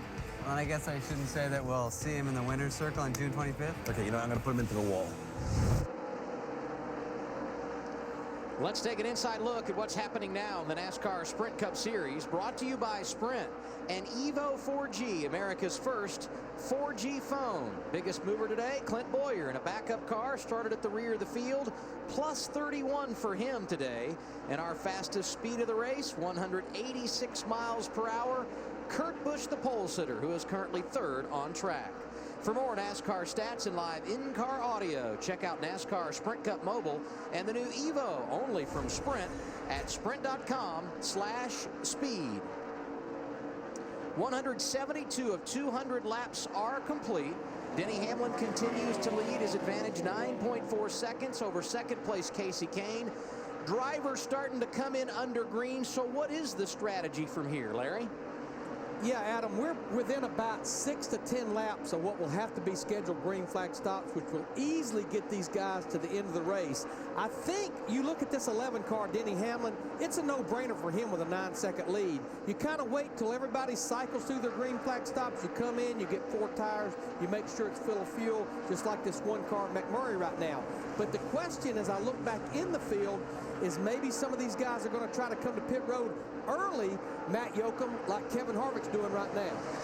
Absolutely, Larry. Matt Harvick, one of those cars pitting early, knowing the cycle is going to open up here in about 5 to 7 laps. Harvick's car, we've documented, it's just been mean tight most of the day, just not able to get it free. Gil Martin said he was concerned about that first run, not getting up into the top 12 or so to get good track position. They've been fighting it. Air pressure change once again on the 29 this stop, Ralph. Here comes the 31 to Jeff Burton in to make his stop. This should be his last stop of the day as well. Crew going to work on the right side. A little bit of a chassis adjustment to the left rear of the car. He's going to take 4 tires of fuel, Marty. Dale Earnhardt Jr. coming to a stop in the stall. Everybody kind of, their hand is forced now. They have to pit early because take early tires, you can make up some time. Junior said the car actually not bad, a little too loose. That's it, Matt. And well, Pablo Montoya, the car too tight, just not able to get in the gas when he wants to because it just shoves the nose. Air pressure change on the 42 of Montoya. Matt Kenseth says his car is a little too loose. They were one to come earlier than everybody else. They were surprised when they saw everybody else come down pit road. Matt said, don't worry about the water temperature. That's not our problem. We need to fix the chassis. They did that with air pressure and wedge for Kenseth. You know, a lot of guys just made tire pressure adjustments on those pit stops. I mean, I think the cars are close, but I didn't see too many wedge adjustments or track bar adjustments there. But it's almost one of those things at this point in the race, unless they get a caution and get back in the race, they don't want to take themselves out of a race. It seems like. Ralph? Jeff Gordon is in, making his pit stop. Crew going to work on the right side of his car. He's trying to avenge the fact that he had 2 second-place finishes last year, trying to get a win. 4 tires, fuel, no chassis adjustments, Phil. Ralph, Greg Biffle's still a little bit too loose. They're going to go down 1 round on the track bar, take a little bit of air out of the left side tires. They're talking about the weather changing. Car getting a little bit looser, Matt. A wedge adjustment, Phil, to work this 2 car a little bit better on exit. That's where he felt his biggest hindrance was to the 11 of Denny Hamlin.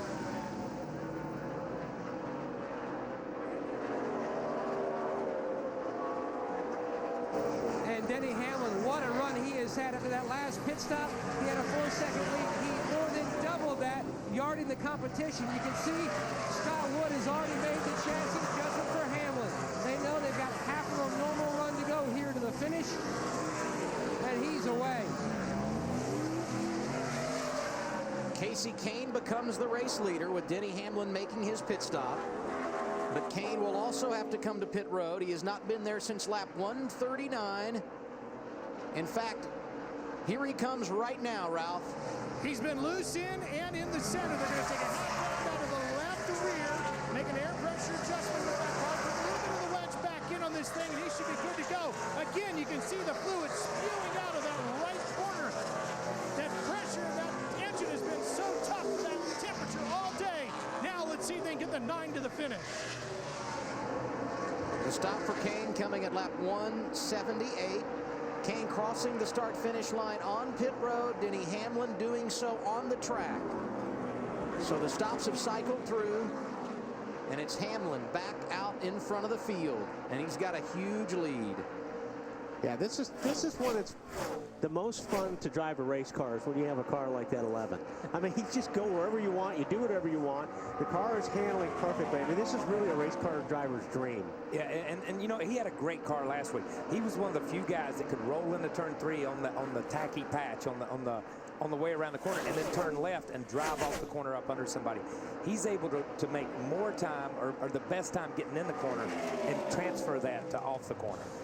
When they come across the start-finish line this time, we will be able to tell you exactly what happened on that cycle of pit stops in regard to time gained or lost.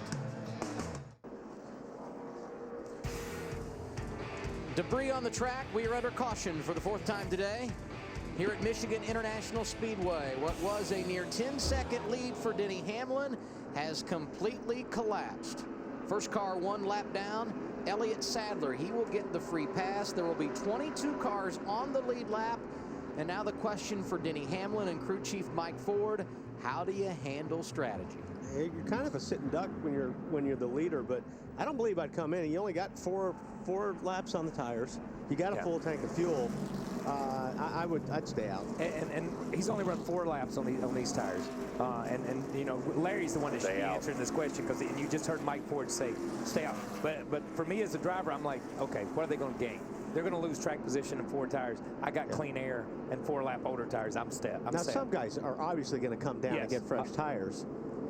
Some of them that obviously don't have a shot at winning the race at this point in time. They may want to put themselves, they think that'll put themselves in a position to win. Hey, guys, this is one of the reasons I think Mike Ford stretched it as far as he possibly could. But it looks like to me, those guys back there in the back, why not? Come on to pit road, get 4 tires, maybe one last shot at an adjustment. Jeff Burton running 9th, the first of those to come down pit road, and he's there now.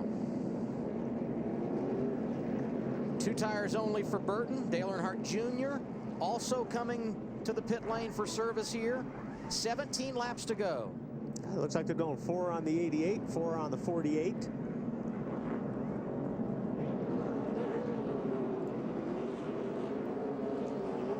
You know, the one thing you did notice about those pit stops, just visually watching them, is they were tires only. So if they made any adjustments, they were pressure adjustments. They didn't make a major swing at them with a wedge adjustment or a track bar or a spring rubber or anything like that. They appeared to be from up here. Oh, he's been in the spoiler. He got into the wall. This is a strange deal with this new car. If you look at that spoiler coming at you, that spoiler sticks out 2 or 3 inches, it looks like, visually, off the right side. He got into the wall. If we remember when he got into the wall earlier and we showed the footage of it, obviously it's peeled that corner back, and that thing couldn't do anything but get looser from that point, and the reason he got in the wall is because he was loose to begin with. So that was a double. That was a double whammy for him. It looks like he's been fighting loose most of the day. I mean, it just seems like he's been up there banging off the wall a lot. And you see the guy under the car, he's taping up the fuel, the crush panels. Larry was talking about front crush panels earlier. He's taping up these crush panels because these crush panels are important to downforce. The under air flow and the under body flow, it's important to keep that. Look at that bumper, how much that bumper flexed. That's not good. Yeah. That's not good for airflow. It's okay, you know, it's not detrimental to the car, but from some standpoints, but from the aero side, airflow under the car, it's not good. The top 9 cars in the running order stayed on track here under caution, including our leader, who today is Captain Clutch. And we now reveal the Captain Clutch moment of the race, presented by Captain Morgan. Denny Hamlin making a green flag stop at lap 91. He had a few issues. Yeah, you can see right here, he gets off good, and then all of a sudden, the car just stalls. And you'll see him wiggle it a little bit because he's got no fuel pressure, so he's trying to get the fuel back going. And then it finally kicked in. Then he finally got the air out of the line. Then he came back. Once he got running again, he tracked down Kurt Busch and passed him for the lead, and that was it. Denny Hamlin is Captain Clutch. Fans, please remember to drink responsibly. Captain's orders. Denny Hamlin staying out, and really he and crew chief Mike Ford never wavered on their strategy. Casey Kane runs second. Kurt Busch is third. Those three race cars have been the dominant ones here this afternoon.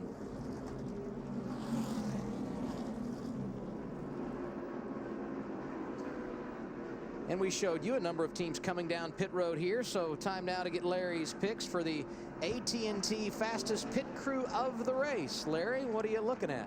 Well, Adam, it's actually been kind of tough because we've had some good solid pit stops today, and as you guys talked about earlier, not a lot of mistakes, but how can we not include that number 11 FedEx team of Denny Hamlin started 7th? I like that the fact that this last round of green flag pit stops, they left him out there fairly late to where if the caution did come as it did, they wouldn't have a lot of laps on their tires. How about Tony Stewart and that 14 car? Started back in 15th, but back again on lap 18 on that first caution. Darian Grubb put 2 tires on, kept him right in the top 10. And then you look at Clint Boyer and that group from the 33 team of Richard Childress Racing, started dead last with a car that basically had no laps this weekend. First lap was when they dropped the green flag. They had to come back to pit road for some repairs early, and he's still sitting there in the top 10. Fans, your vote counts each week. Be sure to text the car number to 2258 for the pit crew you think is the fastest and most valuable. The AT&T Fastest Pit Crew of the Year Award, brought to you by AT&T, the nation's fastest 3G network. Greg Biffle, a 2-time winner here at Michigan. What's he saying, Phil? They had a real discussion between he and Greg Irwin, his crew chief. Greg wanted to come in. Greg Irwin wanted him to come in because he said, I think they're going to stop from about 10th on back like usual.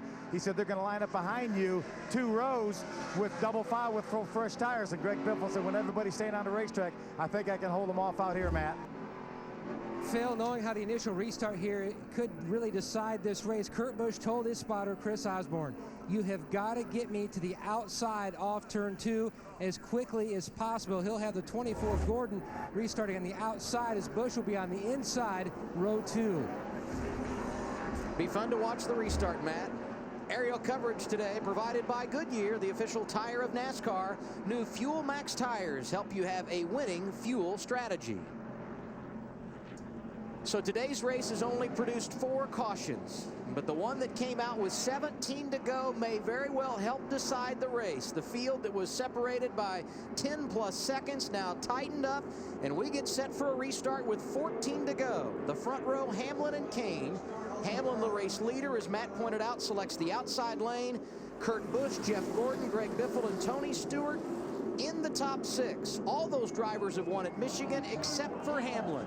You know, and all the restarts always are important, but this one is going to be pretty important because you've got to go right now. You've got to get a good, clean restart and not get hung up around a lot of other cars. You've got to get some free air.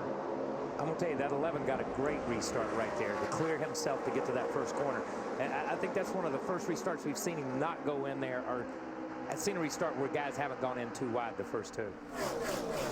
Top 9 cars on track at the restart did not pit. Jeff Burton restarted in the 10th position. He was the first of those cars on the lead lap to make a pit stop. Hamlin with a great restart. Kane behind him in 2nd, and Kurt Busch able to get around Jeff Gordon for 3rd. And Kurt Busch needs to go. You saw him there with the 24, and I think he realized if he didn't clear that 24 really quick, he was going to lose touch with the leaders. Yeah, and the best 3 cars all day long have been the 11, the 9, and the 2. They're 1, 2, 3 right here. These other guys have fought, and they've come up there and they've had their shot at it, but they've not been able to maintain. This is going to be interesting with just 13 to go to see what these guys do, but I don't think anybody's got anything for the 11. Jimmy Johnson took 4 tires on that last pit stop. He is on the move, working to the inside of Greg Biffle. That's the battle for 6th. See, the problem is even with new tires, he's running side by side with these guys and racing. And look at Hamlin. He's already gone. Yeah, Hamlin's a quarter straightaway ahead in 2 or 3 laps. You know what I mean? So he's got to break through. He's got to pass 4 or 5 cars, then run Hamlin down. You see Junior get a great draft right there. Same type draft we talked earlier. With these 4 tires and these guys with fresh tires, they're going to run 3 and 4 wide, and they're going to create some opportunities for some wild racing right here. Well, and also they're going to improve their position on what they were running. If they wouldn't have gotten 4 tires, they wouldn't be picking up 3 or 4 spots compared to where they were running before the caution. Yeah, this is not a green-white checkered, but these guys are addressing it that way when you come in and put 4 tires on. Jeff Burton has been solidly in the top 10 throughout the afternoon. We mentioned he also came down pit road. He scored in the 8th position. Greg Biffle right behind him. On track, but he did not pit under that caution. The lead for Denny Hamlin, 0.2 of a second last time around.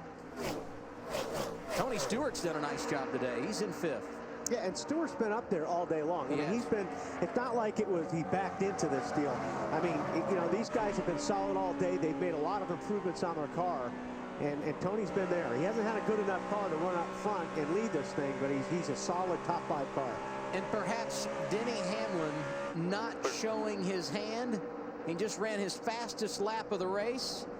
Well, so did Casey Kane, probably. 0.3 of a second is lead in front of Kane. And you know, we've had a couple of restarts today and a couple opportunities for Kane to close the gap and run up on the 2 cars, to run up on different cars. And as he closes up, and he closed that gap, he could get right to him, but as soon as he got to him, he couldn't get around him. Well, like you said earlier, it's one thing when you've got your car working and it works where you're looking for a place where the car works. That's great, but if you got to go somewhere else to pass a car, then it makes it really difficult. The one interesting part about these 2 guys is, you know, the 11 car has continued to hammer the middle and the bottom of the racetrack. I mean, his car works so well. He gets down there and gets on the bottom of the racetrack. Here he is in the middle, and you see Kane a full car length or more higher than he is, a car width or more higher. And the 11 car is running the groove that they always used to run here. That back in the 60s, back in the 70s, back in the 80s, they always ran the same groove the 11 is. And you know who that reminds me of is when Yates was so strong here with those cars, because Yates, their cars would run on the bottom and had such good power they could pull up off the corners, and they really were fast here at one time. As a driver here, if you're in the lead like Denny Hamlin is, how much information do you want from your spotter in regard to the line that Kane is running behind you? Yeah, you don't care at this point in time. I think earlier in the race you did care. Right now with 8 to go, I think if Kane was closing 0.2 a lap or 0.3 a lap, then what Denny would be asking is, where's he beating me at? Where's he closing? I'll try that with that. We've seen Jimmy Johnson do it. We've seen Jeff Gordon do it. You see all the great drivers ask for information, but right now his barometer, or the measure that he's using, is every time he gets on a straightaway, he checks the mirror. And if that car's the same, he knows he's safe. Denny Hamlin saying to the spoiler, where have you been all of my life? He will have won for the 5th time since the spoiler replaced the wing here today if he can hang on 7 laps from doing so. But, you know, I think a lot of people, a lot of the motorsports press, the writers, they talked about it. Who's going to be the team that latches onto the spoiler first? Who's going to be the team that comes out of the box the strongest? And I felt like the Childress organization came out really strong, but the Gibbs organization came out a step above everybody else. And the 48 and the 24 and the Hendrick organization, they've kind of maintained. They're not any worse than what they were, I don't think, but they're not dominating. We've seen throughout the afternoon how good Denny Hamlin is on a long run. That has been his key to success, because we've been under green quite a bit today. With 6 laps to go, he's now stretched his lead out to better than 0.6 of a second. And his young teammate Joey Logano enjoying a nice day. He is 9th. A moment ago we saw that extended pit stop for Kyle Busch, a driver who started at the tail end of the field, had driven his way into the top 10, now being scored 20th. Yeah, and you know, with Kyle Petty here, touched on it earlier, he had to come from the back, and that just makes it for a long, frustrating day to come up through the back. And had some issues with the chassis. You're in traffic a lot, got loose, got in the wall, and it really kind of ruined a good day for Kyle. On board with Tony Stewart, you saw Jimmy Johnson, who took 4 tires under caution a few moments ago, gaining ground but unable to make a pass. And I think what we're seeing here is things have stabilized. You have to really be better than somebody if you're going to make a pass because the aerodynamics are so big. Dale Earnhardt Jr. doing whatever he can to make his way into the chase. 14th in the standings as they run now. That's up 2 spots from where he entered this race. And these are the kind of runs that Junior has got to put together consistently if he's going to have any kind of shot at making the chase.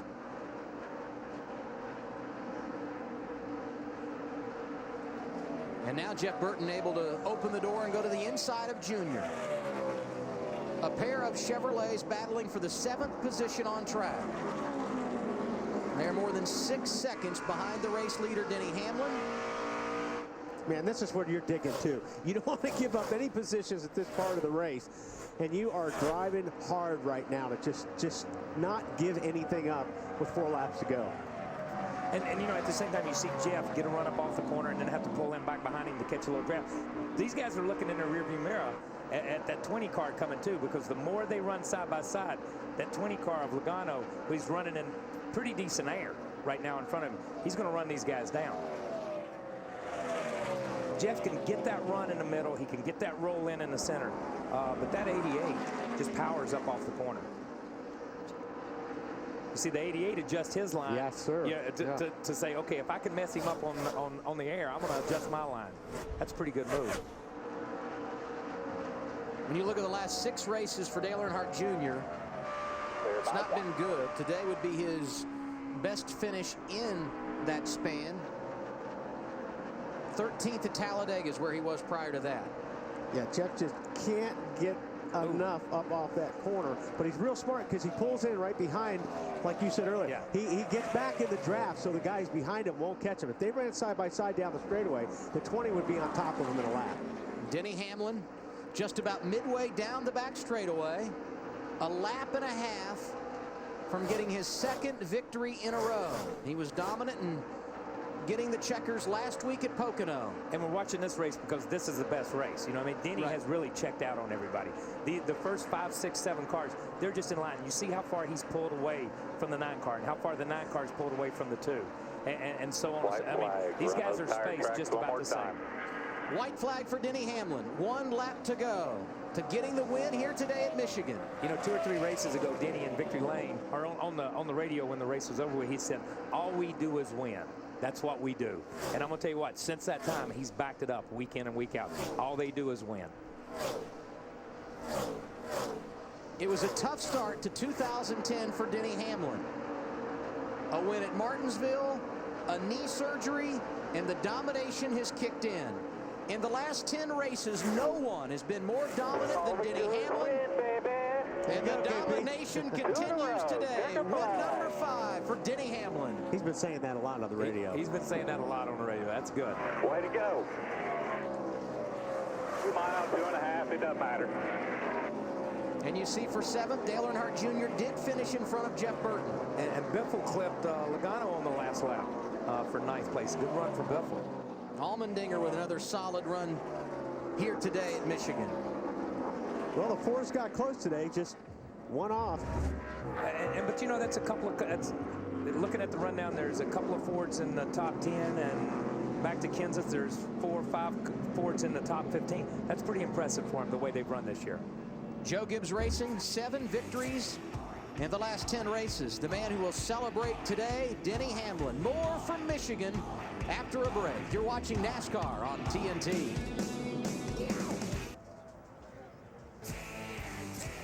The Dominator, Denny Hamlin, in victory lane again. He led 4 times today for a total of 123 laps. More.